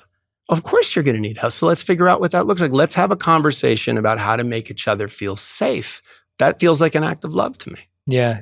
I think and that's a much healthier way to have that conversation. And I think it's totally honest. Yeah. I really do. I think it's totally honest, because even a lot of my job is figuring out what people are actually trying to say. Yeah. Like when someone says, I want 50-50 custody. I want 50-50 custody. Like, no sane person analyzes their time with their children by percentages. Like, I never, when my kids were young, went, I've only spent 47% of the time with this. Grab your glove, Billy. We got to go outside and have 3% of time. Like, that's insane. It's an insane way to analyze something. So really, what is a man saying if he comes in and says, I want 50-50 custody? He's saying, I don't want to be an uninvolved second-class parent. I don't want to be like the fun parent, and the other person does all the big decisions and heavy lifting. Like, I want to be actively involved in the hard part and the fun part. That's a very worthwhile sentiment. Yeah. Like, that's the thing we need to learn to say. Yeah. Because when you hear that, there's just so much. Argue with it. Yeah, there's so much depth to it. There's so much. But when you argue both sides of every issue for 25 years, you really do start to figure out that a lot of this is like what we're saying underneath what we're saying, like the position that we're taking versus the principles behind it. A lot of this is just like miscommunication. And I don't mean miscommunication in that you're misunderstanding what I'm saying. I mean that we're not really even in touch with what we're trying to say, Because again, even the practical example of like, well, we never have sex anymore. We don't have sex as much as we used to. Common refrain in people's marriages. What you're really saying underneath that is so lovely. Yeah. Like that I love that aspect of us. When I don't have it, I miss it. Who wouldn't want to be told when you're away, I miss you? Why? Because when you're here, it makes my life better. What could be sweeter than to have someone feel that way about you? But when you say it as, oh, you're going to the office again tonight? Well, okay, now I'm on the defensive. Yeah. Well, and by the way, and me saying, well, I have to. I've got this, Whereas if you said, I'm terrified. Like, I want to be a really good provider to you. Like you've trusted me to keep you safe and to give you and our kids the things we need. And I feel that weight sometimes. And like, I don't know, maybe I'm doing too much, but God, I'd rather do too much than do too little because I'm terrified I'm going to fail you. Who wouldn't say to that person, okay, go. And also, no, I'll love you even if you fail. Yeah. Like, what a lovely thing if we could just put down that ego-driven myopia that we all have, because I think underneath all of this, I don't believe people do evil because they're evil. I think they mistake it for happiness. Mm. Yeah. Even just hearing you say that, it just kind of gives me goosebumps and just kind of hits there, because you're like, gosh, how many people would save the time, the money, the energy, the pain that they go through simply because we didn't explain our anger, we just expressed it. Right. And we didn't understand it ourselves. Yeah. I joke that I don't do much mediation. I used to do more of it. Litigation's more lucrative, so unfortunately it's taken a back. And I'm very good at courtroom work, so I've sort of found a niche that works for me. But I used to joke that mediation, I used to say I was an English translator, because I would always do shuttle diplomacy. And I would put them in separate rooms, and I would get them to talk to me candidly about what they were dealing with.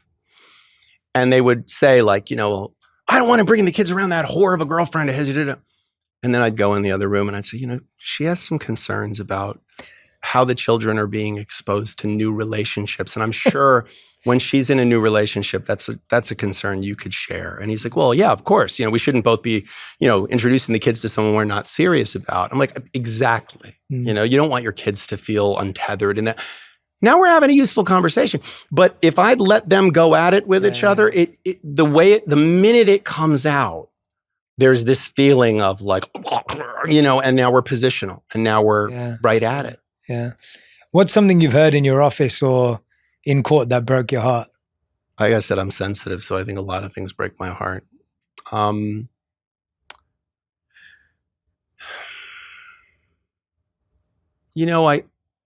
I've developed such a professional callus that it shocks me sometimes, because things that should register on my emotional radar, but I think I would be much less effective at what I do if I let that happen. Like I have a friend who's a pediatric oncologist. And I said to him once, how do you do that job and not just cry all day?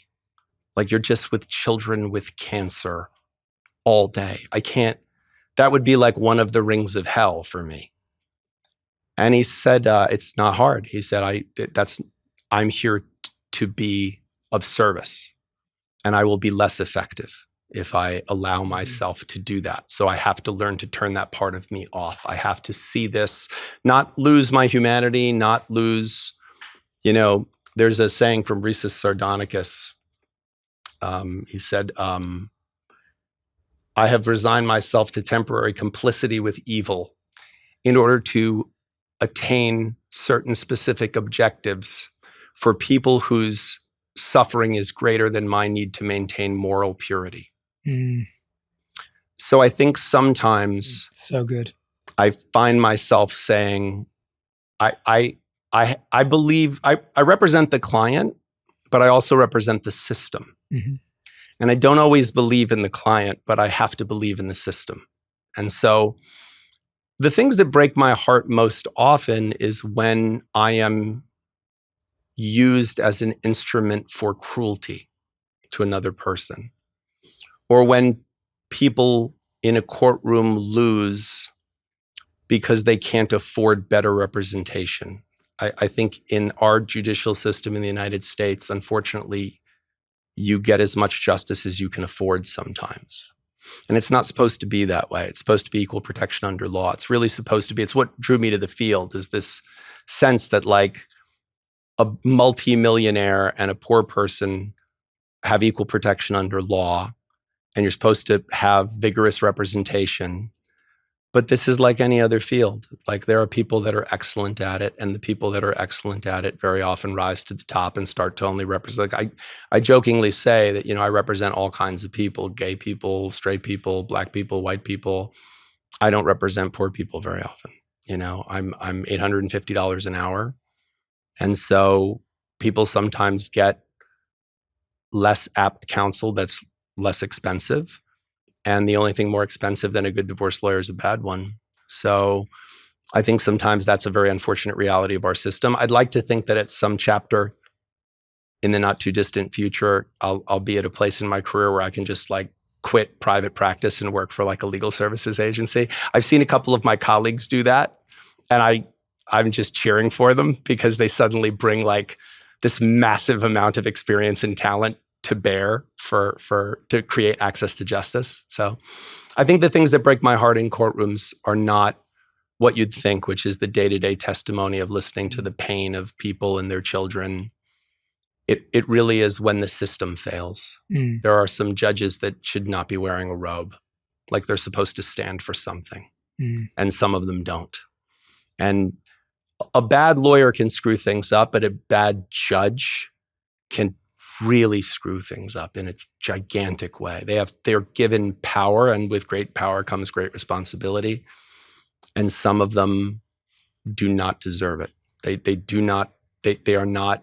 They won a popularity contest. Like New York has an elected judiciary, so they won a popularity contest. And we're blessed. I have some judges I appear in front of who they are perfect for the role.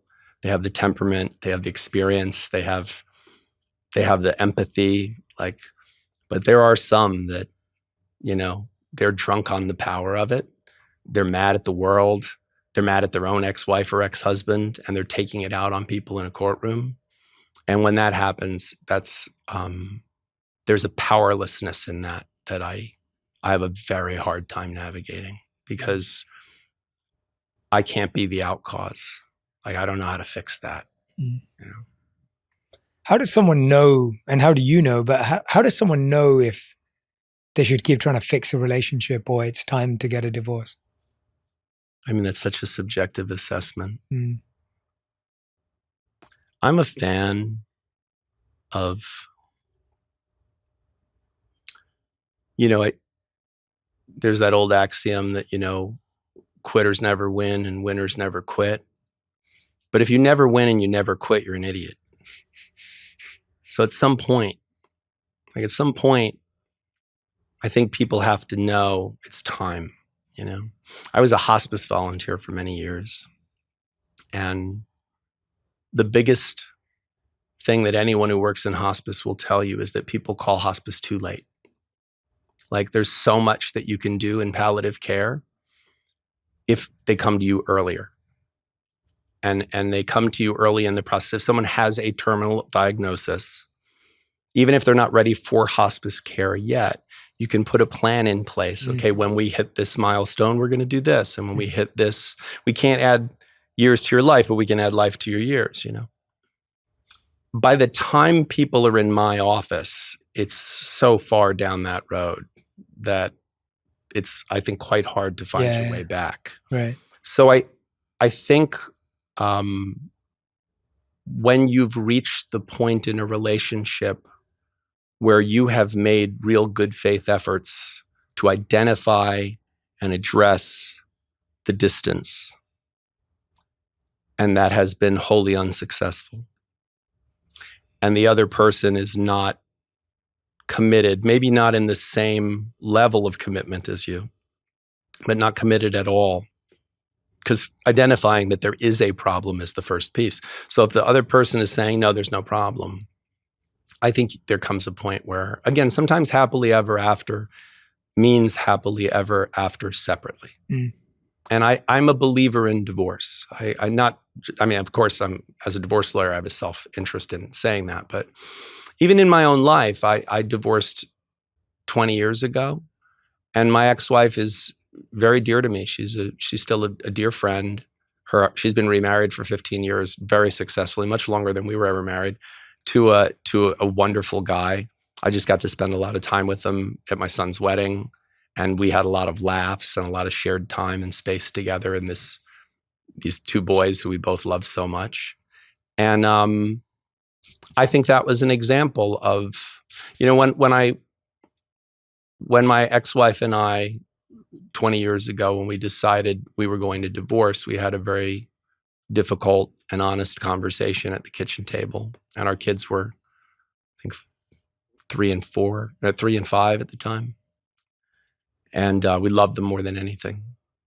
And I remember she said to me after we'd had this very teary, very difficult conversation where we were both really honest with each other about how deeply unfulfilled we felt and how much we loved each other, but that there's a lot of people that you love that you might not be well married to. And I remember she said to me, if sheer power of will could make two people love each other, we would love each other forever. I remember thinking it was so honest and so true that sometimes love, just the feeling of love, is not enough to sustain this very particular kind of connection two people are going to have. Like, my sons thankfully grew up in an environment of tremendous love and a deep connection to both their mom and I. But they laughingly now say as adults, like, how were you and mom ever married? Like, you have nothing in common. You don't like any of the same things. Like, and I laugh and I say to them, yeah, we're incredibly different. Like, in the best relationships, it's like the Venn diagram. There's the you, the me, and the we, and there's some overlap, and us, it just wasn't, but we were, we met when we were 18, she was beautiful. I was cool and I had a motorcycle. Like, I don't know, like, those are the things that matter at that age. We're making this decision. Like, I often say to people, if I said to you, you can have any car you want when you were 18, what car would you have had? Yeah, it would have been some sports car, something quite like, yeah. Okay. If then I told you, oh, that's the only car you're going to have for the rest of your life, do you think 18-year-old you would think, well, wait, it's not going to fit a car seat. Yeah. And when I'm 80, how am I going to get in and out of it? So that's what we're doing when we marry. Like, we're this young, like, I wish I was 25 again because I still knew everything. Like, I knew everything when I was 25, if you asked me. Like, now I'm humble enough, like, life will humble you enough that you go, oh yeah, like, the list of stuff I don't know gets bigger. Yeah. Not smaller. Yeah. And my humility grows. Yes. And I think so true. We marry at an age, rightfully so, where we want to have kids, maybe. We want to, our biological clocks are ticking. We're so gassed up on hormones and love and sex and everything. So we're making this gigantic life decision at an age where we still think we know everything, but our prefrontal cortex isn't even necessarily fully developed. So what do you think is going to happen there? We have to be willing to say, hey, maybe we made the wrong decision. Maybe we made the wrong choices. Again, I'm a fan of doing everything you can. It's just like hospice. Do what you can. Do what you can to sustain your life and have joy and quality of life. You can have a lot of impairments happen to your body and still have a tremendous quality of life, a wonderful quality of life. But when you've reached the point where now we've tipped to the direction where my quality of life, my prognosis is so bad that the inevitable is going to happen sooner rather than later, that's when we should start talking about, okay, what now? Yeah. And that's what I think this just is. Yeah. You talking about your former partner and your two sons and obviously being at the wedding, like it's so fresh for you. And I was thinking about it because I think a lot of people go through this. You probably hear it a million times. And I've had so many friends talk about this, but is staying together for the kids actually hurting the kids? Well, this is a really important question because I think a lot of people stay in challenging relationships for the benefit of their children. Yeah. And I don't think that's a bad thing. I think when you have children with someone, a lot of difficulty comes with children. We don't like to talk about that in polite society, but children are antagonistic to marriage. We talked about it earlier in this conversation. Like, they take attention away from each other. And that, by the way, that's one of the great things about having children is it's not all about you anymore. Yeah. And that's good, but it's also challenging emotionally. And we feel guilty to say it out loud. Again, one of the great innovations I think of our present time is that for a time, there was a book called The Mask of Motherhood where before the internet, women were constantly, how's the baby? Oh, it's great. Everything's great. It's great. Everything's great. It's great. And meanwhile, they're like, oh my God, like this is horrible. I'm exhausted. I love this baby, but I want to kill it sometimes because it won't stop crying and I feel out of control. Like, and now I think we have a society where I think there's a tremendous amount of like, you can say that and other women will go, yeah, it's okay. I felt like that too. We're supposed to feel like that. It's okay. Doesn't mean you don't love your kid. That's beautiful. That's wonderful. But I think we've got to a place where, you know, some of those hard things to talk about, we don't talk about in the context of relationship. And I think there is value in having bonds that tie us together like children. But the skill set of a spouse and the skill set of a parent are different. Absolutely. You know, absolutely. I would like to say I was not a great husband. I'm not, like, I have a number of deficiencies, you know, like I'm impatient. I'm, you know, some of the things that would make me make a good husband, I don't possess. I'm an excellent ex-husband. I'm reliable. I'm communicative. I'm dependable. I'm very child focused. I'm a really good father. You know, I'm a really good father. So I think sometimes people come into my office and they say like, oh, he was a terrible husband and I don't want him to have any time with the kids. And then you kind of go, well, wait a minute, is he a bad father? Because even though some of the skills might overlap, you know, it like patience would be good in both of those roles. They're very different roles. So I think identifying that is important. I think what the long-term behavioral research on children and divorce says, and there's a great book called The Unexpected Legacy of Divorce that was the longest term study ever done of children of divorce.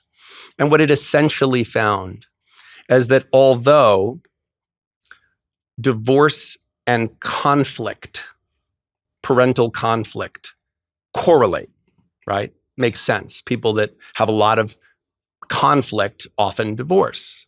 That the parental conflict is what's most damaging to children. Yeah. Loyalty binds and witnessing parental conflict is harmful to children.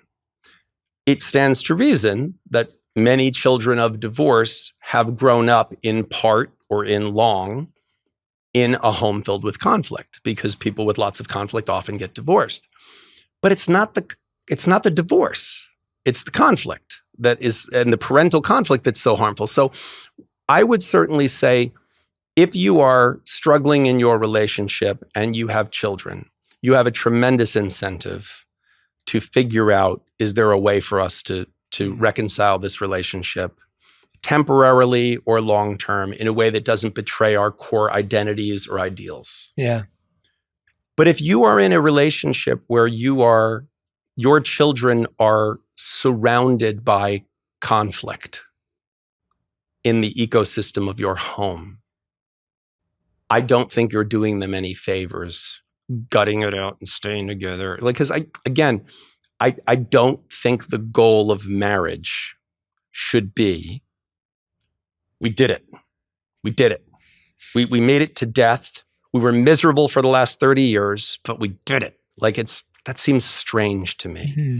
I think the goal should be marriage satisfaction. Mm-hmm. And I would hope that at the end of your life, you are still married to your wife. And that what she would say of you is, he made my life better. Mm-hmm. He helped me figure out who I am. He helped me become the most authentic version of myself. Like, what more noble goal could there be to life than to find someone and love them and help them become who they are, mm-hmm. you know, and help them, like, help you become who you are and mm-hmm. who you're meant to be. Mm-hmm. So if that's the goal, if the marriage isn't facilitating that result, okay, do what you can to fix it. But if it can't be fixed at some point, I think letting go is hard, but I think it's right. Yeah. And there's also what you said, there's a nuance there, because if it's the conflict that affects the kids, the conflict can exist when you're together and when you're divorced. Of course. So if you're still having that distance, but you're still talking about the other person in an unhealthy way, and there's constantly games with the kids. I've seen every permutation of that. Yeah. I mean, and that's the stuff that the way people unintentionally harm their children with permission of their own conscience. Yeah. And they genuinely believe they're like helping their children. Yeah. But that's the danger. Like divorce is so challenging because there's become an increasing amount of attention paid in the legal system now to parental estrangement. And parental estrangement can sometimes be rooted in something genuine. If someone's a bad parent, children eventually don't want to be around that person. But sometimes parental estrangement is caused by alienation, which is the active interference in the parent-child relationship and the natural development of that bond.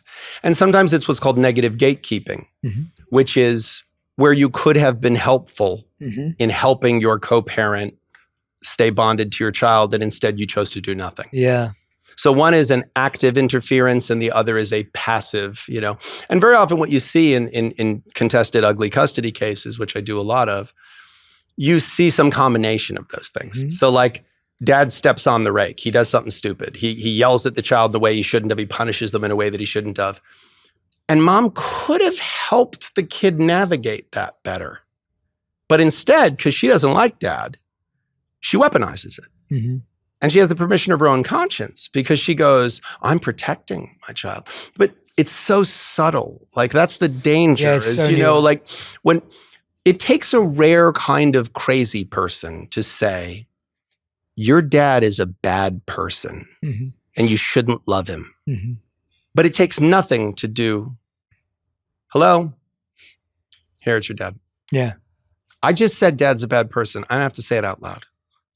It's the difference between, oh, how was your weekend with dad? What'd you guys do? Oh, we went to the park and we, met his new friend, Cindy. Oh yeah. Oh, that's nice. What'd you have to eat? Oh, we got pizza. Oh, that's great. What was Cindy like? Oh, she's really nice. She's got pretty blonde hair and she likes to ride bicycles. Oh, that's nice. You like to ride bicycles too. So that's nice. I'm not surprised that dad likes her because dad likes bicycles too, All right, go upstairs. We got school tomorrow morning. Let's figure out what we're going to do. And I'm so glad you're back. I missed you so much when you were with dad. Are you okay? Yeah, you okay? Did everything go okay? Are you all right? Yeah. What'd you do? You went to the park? You went to the what? It's been so cold out. Why'd you go to the all? You went? Did you and dad went? Cindy who? Who's Cindy? Who's Cindy? Cindy, dad's friend?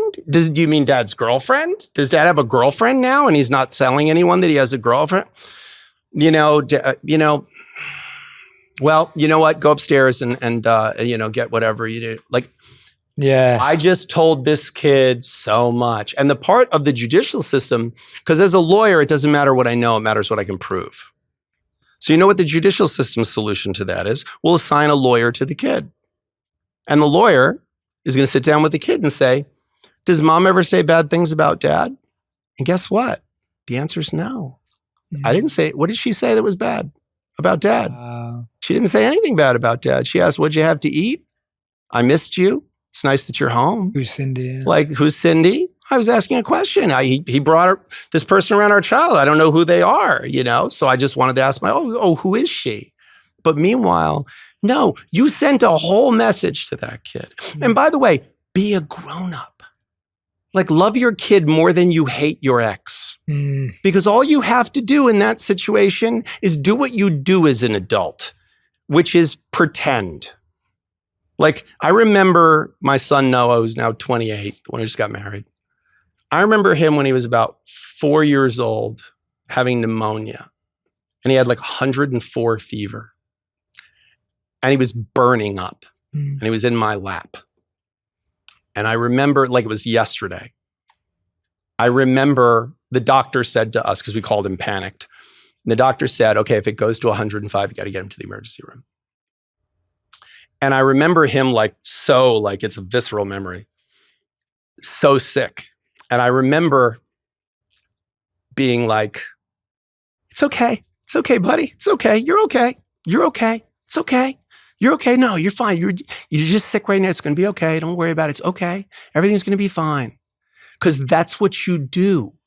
Like, that's what you do. He did not need me to do what I'm even recalling this memory 24 years later, and he's fine. He's on his honeymoon. He's fine.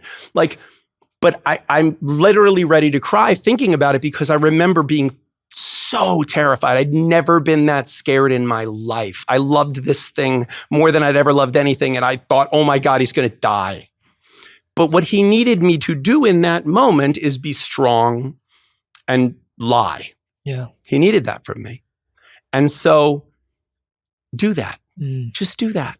I don't care if you're upset that dad's dating Cindy and that dad really stepped on the rake and should have told you, hey, I'm going to introduce our kid to this girl I've been seeing. And you guys should have had a conversation where you say like, hey, is this someone you're serious about before you take them around our kid? And what are you going to tell the kid? And give me a little info on this so we can figure out how to like send the right message together, you know?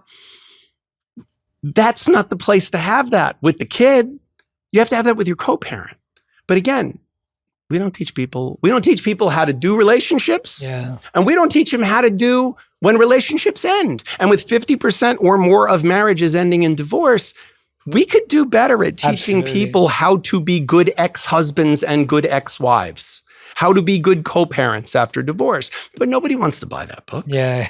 Nobody wants to buy that book because they all think they're great at it. Yeah. They all think they're great at it. And I have some clients that are abysmally bad at it. And a lot of what I have to do is give them credit where credit's not due. I have to say to them like, right, but of course you would never do X, Y, and Z because I know you and I know you're a good person. I know you love your kids, you know? So I have to play little mind games with them and say to them all the time, like, you know, they'll say, well, I'm going to introduce, you know, the kids to my girlfriend this weekend. You know, do I have to tell her?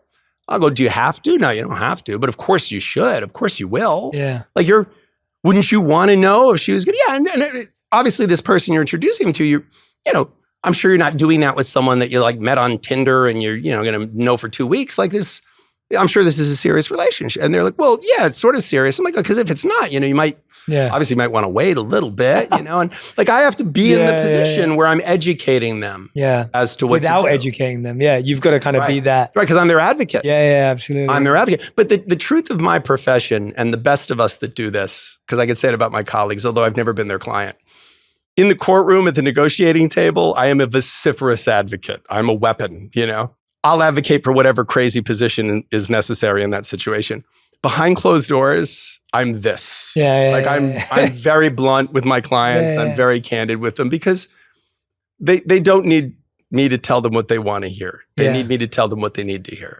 So I'm very, very honest with my clients behind closed doors. I will tell them, you're going through a process where you could spend $50,000 arguing over a $60,000 bank account. And if you win, you didn't win $60,000, you won $10,000. And if you lose, you lost $110,000. Like, so divorce is like that. I mean, I had a case, a multi-million-dollar marital estate, probably worth $30, $40 million. The settlement fell apart because of a toaster oven, a $48 toaster oven. Because it was the one issue they couldn't agree on is division of personal property. God. And I just remember being in the room and thinking I could, on my phone right now with Prime delivery, have every person in this room get one of this toaster oven tomorrow. And they're going to blow this thing up over this. Because it wasn't about the toaster oven. And they did blow it up. They did. They blew it up. Yeah. Wow. Yeah. And listen, it was great for the lawyers. Great for the lawyers. We get paid to fight. Like when your lawyer is telling you the settlement's good, let's take the settlement. I'm acting against my interests. I get paid for the fight. Like and I manipulate people's emotional state for a living. Like I make a judge feel sympathetic to my client, antagonistic to the other side. I make the other side feel scared or vulnerable. I make my client feel safe. Like I manipulate people's emotional state for a living. That's the job. You don't think I couldn't use that to gas my client up and feel terrified so that they need me to do more work? Of course I could. Of course I could. I could turn that right on and I could, well, you know, listen, it's all fine now, but what if forces are aligning against you? I could scare the crap out of these people and get them to give me hundreds of thousands of dollars. The way you build a reputation, and this is a business where you live and die by your reputation, is by not doing that. By being really honest with your clients, by being really blunt with your clients. And that's what I try every single day to wake up and do. And all of the best of my colleagues, I suspect that that's what they do. Yeah. It's painful though, because it all comes down back to what we've been talking about this whole time, which is this personal growth and ego of not Yeah. in every, whether it's you being mad at your partner when you're together, whether it's you being on the honeymoon or dating, whether it's you thinking about divorce, it's always your ego and your control and your desire for power Yeah. that's constantly getting in the way, even to the toaster oven, Yeah. which is that final straw of, no, I want to have the final say and they should feel the wrath and not me. And it's that growth of like, when are those insecurities not going to be mine anymore? And when are those, because hopefully I'm getting divorced so that I can move on from that.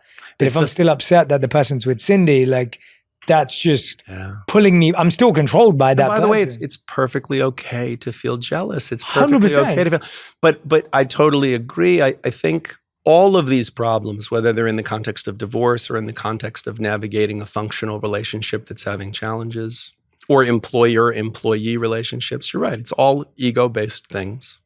Neil Postman, who was one of my mentors at NYU, a beautiful, prolific writer about culture, he used to say that technology offers us real solutions to imaginary problems and imaginary solutions to real problems. And I think marriage is an imaginary solution to a real problem.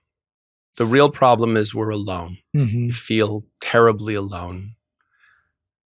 This world is easier to navigate with someone. You can't learn everything you need to know about yourself from yourself. Absolutely. You need someone who sees your blind spots. There's nothing more wonderful than feeling loved, other than perhaps giving love and having someone feel your love, who you love. So these are all real problems. Yeah. But the idea that I'm going to get a piece of jewelry on my finger and I've got that locked down now, and I'm going to not feel this. Look, I represent some of the wealthiest people in the United States. I am in the finance capital, arguably, of the world. Some of my clients are worth billions of dollars. My wealthiest client is probably worth about $8 billion. He is as bad at this as anyone. You cannot buy your way into it. Like, you can't.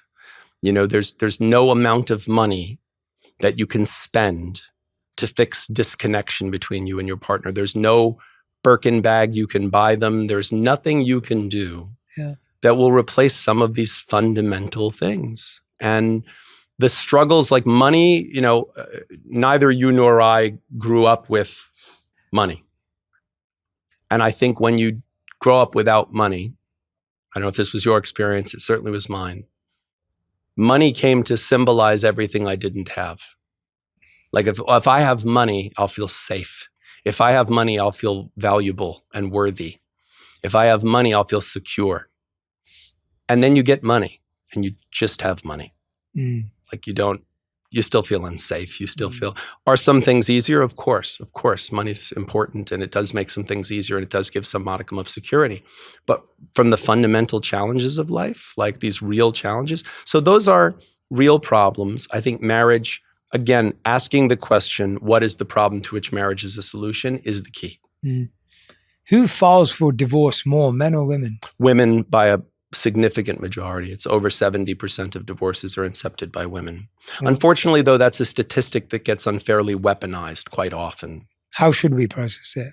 What does it tell us? So the popular antagonism in the, what do you want to call it, the manosphere, or in misogynist spaces, whatever you might want to call it, in spaces that are there to defend men's perspective, is that women are somehow coming into the casino of marriage, amassing a lot of winnings and then cashing out. And that's why the number of women is in the 70% in the commencement of divorce actions. What I have found in my own practice is that although that is certainly the case sometimes, that more often than not, it is that men more often than women go out for milk and never come back. Or just come home one day and say, I'm leaving.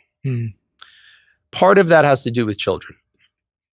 I think we know you can be a Bella Abzug feminist if you'd like to be, and I think you would concede that if you met me, a man, and said, Jim, tell me about yourself. And I said, well, I'm divorced. I'm a lawyer. I see my children every other weekend and once a week for dinner. They live with their mom. This would in almost no way shape your opinion of me as a parent. Whereas if I was a woman and I said, I'm divorced, the children live with their father, and I see them every other weekend and once a week for dinner, there's some part of you that would go, what's wrong with her? Yeah. Drug issue? Or like, is there like, substance use or some mental health? Like what? So why? Because the overwhelming majority still of primary care of children is on women. Mm-hmm. So I think that the reason why women are more often the plaintiff in the divorce action is that we have created a society where for a man to walk away, say, bye, I'm out, it's easier. And so when that happens, and it happens often, I have women who come into my office and say, what do I do? He left. The mortgage hasn't been paid. I don't know, like, how am I going to do X, Y, and Z? And I say, okay, we have to file a divorce action. And they go, wait, no, I don't want to file a divorce action. I'm not the one who wants a divorce. He is. I want him to come back and for everything to be okay. Okay, but he's not coming back and everything's not okay. But what you need is the mortgage to be paid and an order that gives you temporary child support. And the only way I can do that is to get a judge assigned. And the only way I can get a judge assigned is to file a divorce action. So then what happens is we file the divorce action. And then 9 times out of 10, the guy who went out for milk and never came back, I can't believe you filed for divorce. She's the one who filed for divorce. And you kind of go, okay, no, like you killed it. She buried it. I get it. But like you killed it. Like, what are you talking about? And by the way, I'm not suggesting you should have stayed. There's lots of good reasons why a marriage might end, but just leaving and not confronting, again, it's the same problem, right? Is it surprising that in a marriage where people were afraid to have difficult conversations, that they might essentially do the equivalent of ghosting? Like, I'm just going to leave. I'm just out, So that's where that statistic, I think, it's abused. Yeah. Because if only, like I in some ways wish we lived in a world, like Solzhenitsyn said, where if only there were just evil people and we could just segregate them from the rest of us and live our lives in peace. It's not how it works. The line of good and evil runs right through the human heart. Yeah. And so there is not a simple answer that, oh yes, women are just gold diggers and they're filing for divorce because they're cashing their chips out. I have seen many, many women commence divorce actions where they're taking a gigantic economic hit. I have a client who recently, we filed for divorce knowing that under the prenup, what she's going to get, she's no longer going to have private jets. She is going to take a significant cut in her lifestyle. But she's like, yeah, but I need to be free of this relationship, And so to suggest that statistic proves this other thing, I think is very self-interested by the people that are positing that theory. Yeah. Who suffers more from divorce, men or women? I think the world is cruel to both in different ways. I think there is sometimes a tremendous economic burden put on men that is well beyond their capacity. I've seen child support awards and spousal maintenance or alimony awards that are so gigantic that it just literally cripples a man. Especially when someone's lost their job, and then the courts are very quick sometimes to say, well, your earning capacity is commensurate with your last employment, so you'll find another job. So the world can be cruel to men in that way. And also I think even though we abolished what used to be called the maternal presumption, which was a presumption, or used to be called the tender years doctrine, which is the presumption that women are better custodial parents to children than men, we still live in the world, and there's a tremendous amount of bias. And there are a lot of really good dads and a lot of really awful moms, and vice versa. Yeah. But to suggest that because someone gave birth to a child, like under your skin is under your sovereignty, to assume that that person is a better caregiver to a child is absolutely ridiculous. So men are terribly hurt by the divorce system and the divorce industrial complex. in those ways. They don't have the time with their children that they probably would benefit from and that the children would benefit from. And it's very easy to weaponize those things. Women, the divorce system is sometimes very expensive to get the relief that you're entitled to. The barriers to entry into getting that award is very challenging. And I think post-divorce, my observation has been a divorced man, his prospects for future relationships are better. Yeah. I think and again, I this is not an indictment of, believe me, I'm sure that there are exceptions to this like there are to everything. But by and large, women, in my observation of many, many, many, many clients, divorced men have a much bigger menu of options. Like there's, a guy gets divorced in his early 40s and he's got a couple of kids. He can usually get women in their 20s and their 30s because they'll look at it and go, oh, instant family, just add me. Like, great. Like I'll be a step parent and, I'll get involved in this. Maybe we'll have our own kids too. But even if we don't, I'll get to have something quasi-parental.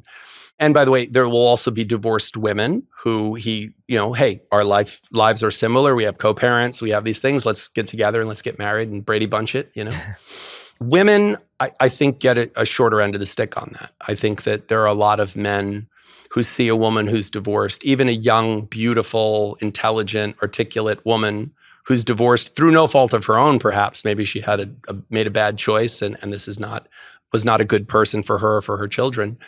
And a lot of men will look at it and go, It's got baggage. I don't want to deal with that. And I don't want what comes with that. Again, many men step up in that situation. And I think I've had the amazing experience of watching some men step up where I've had these young female clients and they get divorced and they're just convinced their life is over. They're like, I'm 34 years old. I got 2 kids and I'm divorced, And then some guy, very often like unexpected, like a young guy with no kids who's never been married steps in and is like a hero. And a couple of years later, I'm going to their wedding, and a few of them, I have one couple in particular I'm thinking of. She's had the greatest post-divorce life and greatest post-divorce marriage I've ever seen. And now they have a baby together, the two of them. And this guy really stepped in to be a step parent for her kids in a beautiful way. And, it's amazing. But I think as a general rule, my observation has been it's divorce is hard on men and hard on women in just different ways. Yeah, definitely. James, it has been such a joy talking to you today. And I feel like I'm learning so much. And just what's really incredible talking to you about it is that you really do have this rare ability to go from being really logical and rational about something to then being really emotional and emotive about it. And it's try being this person. Yeah, it's really beautiful to watch. I really appreciate how you can oscillate between the two quite comfortably and gracefully. And it's really powerful. Just taking it all in. And again, the reminders are powerful yet simple. And that's a wonderful thing because it's that with which we're stumbling. Yeah. And those are the same things we're all stumbling over. And so. And it's a wonderful commonality for us. Yeah. It's a really wonderful part of our humanity. It's great to know that that's what it is, that it wasn't some big thing that you didn't become or that you didn't become successful or that you didn't, something that was so far away and that it was right there. Right. And the peace we're all looking for may not be so far away. Yeah. The questions we need to ask may not be so complicated. Yeah. And the things we need to do to sustain or repair our relationships, they may not be that inaccessible. It may be right inside of us. Yeah. We end every interview with the final 5. These questions have to be answered in 1 word to 1 sentence maximum. Okay. However, I'll probably break my own rule knowing how good our conversation's been. And so I'm not known for my brevity. Yeah. James Sexton, these are your final 5. So the first question is, what is the best advice you've ever heard or received? And of course, it can be intertwined to love. So what's the best love advice you've ever heard or received or given? The best advice I've heard in general, and it applies to love as much as it applies to anything else, is the hard thing to do and the right thing to do are almost always the same thing. That anytime you're confronted with a choice, that the harder thing is usually the right thing. It's easier to sleep in than to exercise, but it might be the right thing to exercise. It's easier to just hold your tongue and not share with your partner something that needs to be shared, but the right thing to do is to do the hard thing. So the hard thing to do and the right thing to do are almost always the same thing. That's a great answer. I love that. Never had it on the show. Question number 2, what is the worst love advice you've ever heard or received? Happy wife, happy life.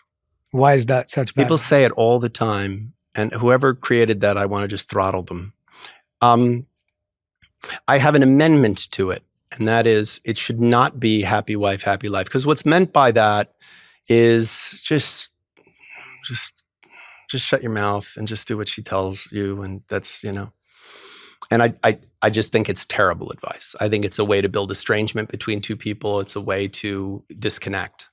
I think it could be amended to happy spouse, happy house. I think that's true. I think that if you can help your partner find joy, that your joy will be more accessible, and their desire to help you find joy will be more accessible to them, and it creates a positive cycle. So I would say happy wife, happy life is the worst advice. The runner-up would be follow your heart. Follow your heart. That's one of those things people say, like, it is what it is. Yeah. It's like a thing you say when you don't really know what to say.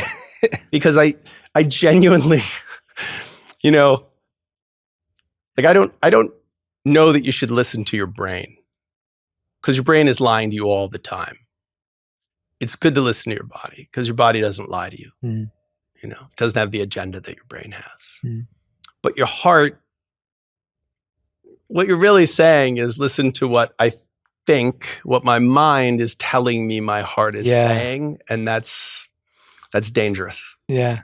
I like both of them. Great picks. There's something you've really talked about today, which was a resounding kind of principle, was this idea of it's so much raising above just pleasure and happiness and comfort, and this idea of being with someone who wants you to become the most authentic version of you and vice versa. And that's such a different thing that you think you're signing up for when you get married, because most people are just signing up for, you make me happy. You make me feel good. And those are a part of that, and those are important, and no one's saying those things are not critical, but signing up to say, well, the long term, that's got to evolve into, I'm going to help you become the most authentic version of you, and you're going to help me become, and that's a massive evolution from, you make me happy right now. Because I think it says something of our humanity, because my personal belief, my personal experience has led me to believe as a human being. I was raised very Catholic, very religious, and I've since left the faith, but I still believe in God, and I still like the concepts. And I don't believe in a devil. I don't believe that there's this nefarious evil force.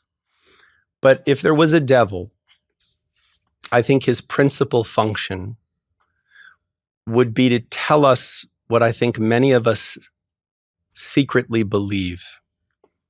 And that is that we are so awful that God couldn't possibly love us. And I think there is some part of us as human that sees all the ugliness in us, that's in all of us, all the selfishness, all the greed, all the lust, all the envy, all of it, all of our humanity, that piece of our humanity, and is convinced and doesn't want to say out loud that if someone knew us, they couldn't possibly love us. Like, that's, I think, our deepest fear. Our deepest fear is that if you knew me, you wouldn't love me anymore. And so the opposite is true, which is when you feel truly known, your good parts, your bad parts, and loved, that is the greatest feeling. Like, that is the greatest experience a person can have. For sure. And by the way, we have it very often with our children. We're like, we don't care. Like, No, they make mistakes, but it's okay. I love them anyway. Oh no, they're bad at this, but it doesn't matter. I love them anyway. Like I see them, warts and all. I see all the bad and all the good and the whole amalgam, and I love them anyway. Like I love them with all my heart. So to me, I think that's the core of it, is we're just afraid that if someone knew us, they wouldn't love us. So we add all these other things on. Well, how can I make this person feel pleasure? Yeah. And and anytime they don't serve my pleasure, well, now they're failing my needs. And we create all these ways to self-sabotage relationships, when in fact, what it really is we don't really love ourselves. We don't think we're worthy of love. Yeah. And I think, again, I'm not really Christian, but I think the most radical message that Jesus said in the Gospels was essentially that we are worthy of love. Mm-hmm. Not that we should love others, but that we should love ourselves, that we should believe that we are worthy of love, God's love, the love of each other. And I genuinely think if we gave each other the grace, like gave ourselves the grace we give each other, like, because if you described to me all of the horrible things about you right now, like if the mics were off and you said to me, Jim, I know that we've met and we've now had a lovely conversation, but if you got to the core of who I am, I have all of these horrible things, and you told me about all these selfish things, like people do all day long in my office. They tell me all the horrible things they've done. And I was to say, okay, that means you're human. Yeah, exactly. Like, that means you're human. That doesn't mean you're an awful, terrible person. Yeah. You screwed up. You did some things that maybe you shouldn't have done. You should learn from that. You should figure out how to not do that. You see what it's led you to, but like, it's okay. Like, I don't think you're a bad person. Like, that's the loveliest thing in the world. And that's what I think love can be at its best. And marriage can be at its best, is that creation of that authentic self. Yeah. I'm doing great with the one word answer. Well said. No. I wanted you to. I was really happy about that. Question number 3. What's the question people never ask before marriage, but absolutely should? I mean, I'll go to my earlier question, which is, what is the problem to which marriage is a solution? For you specifically. Yeah. Why am I getting married? Yeah. And why is this other person getting married? And are those goals aligned? I think that's a very worthwhile question. Yeah, I think that would be the best question to ask. I think is that what is the problem I am trying to solve by getting married? And what is the problem that this person is trying to solve? And are those goals aligned? Mm-hmm. I also think it's worthwhile to ask, at the risk of being unromantic, although it's fairly obvious I'm a romantic at heart, I think there's also some really practical questions people should ask. Like, are you a night person or a morning person? Are you okay with dishes in the sink? Because I'm not at all, ever. You know what I mean? Like, are you a neat freak? Or are you somebody that's kind of, do you leave your socks everywhere? Or can you tolerate someone who leaves their socks everywhere? I do tend to leave my socks everywhere. So I think, having some honest conversations about, you're not just going to, because your wife's your wife. She's also your roommate. Mm-hmm. She's also your business partner. She's also your vacation companion. She's got a whole bunch of job description. Like, if that was a job description for your companies, it's a long one, So have some practical conversations about like the nuts and bolts of being married and the nuts and bolts of having a life together. Yeah, great answer. Question number 4. What's a lie that couples tell themselves at the start of a relationship that ultimately breaks them? 2 opposite lies. That this will change things and that nothing will change in different measure. So sometimes people marry and they go, well, he wasn't the most fidelitous boyfriend, but now that we're married, he'll be committed. Or, he drank a bit too much when we were together, but now, and she was a bit of a compulsive spender, but once we marry, that'll rein in and we'll settle into it. So thinking that this person's going to change and that the act of marrying someone will change fundamentally the relationship. And also thinking I'm marrying this person, how they are now, how I am now, and it will never change. We will always be what we are to each other. It will always feel the way it currently feels. We will never change that much. I think that's ridiculous. We change a tremendous amount. With each passing decade of my life, I look back and go, oh my gosh, what changes in me? Not just my hair and my back hurting. Like, what are the changes? There's so much change as to how I approach things. So I think The two lies are that nothing will change and that things will change. Great answer. Love that. Fifth and final question. We ask this to every guest who's ever been on the show. If you could create one law that everyone in the world had to follow, what would it be? Shortly after your 18th birthday, you would have to spend 6 months or so volunteering for hospice. Mm. I think we shield our society from death. And I think it infects the way we look at life. It morphs in unhealthy ways the way we view death. And it causes us to focus on a lot of the wrong things. A divorce is a death of sorts. It's not surprising to me that I went from hospice to divorce work, because it's all about endings. Everything is ending all the time. And so I think if at the age of 18, everyone had to do mandatory service where they spent time working with the terminally ill, I think it would change fundamentally the way that our society was structured. I think that I think so much of our world is designed to take your attention away from the fact that you're definitely going to die. Mm. Because if you thought about the fact that you're definitely going to die, you wouldn't really care so much about what everybody else is selling. You would be much more focused on what really matters in life, and you wouldn't chase so many phantoms. So I would say that we would do society a tremendous service to do that. And answer number 2 to that would be, there'd be like a mandatory waiting period to get married.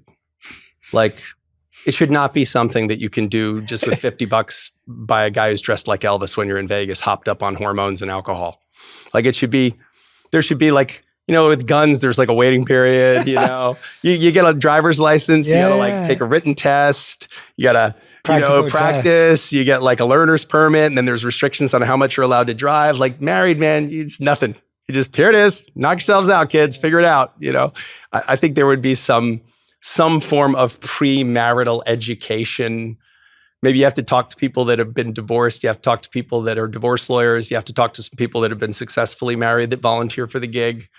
And then you can decide if you can get married or not. It's a great answer. I love it. James Sexton, the book's called How to Stay in Love. If you don't already follow James across social media, make sure you subscribe on YouTube, Instagram, TikTok, everywhere. And James, honestly, I love this. I hope you'll come back on. I feel like 100%. There's so much more we can explore. There's so much more we can go into, but I'm so glad. I suspected it would go this way. Yeah, it was 3 hours. Yeah. Is it really? Yeah.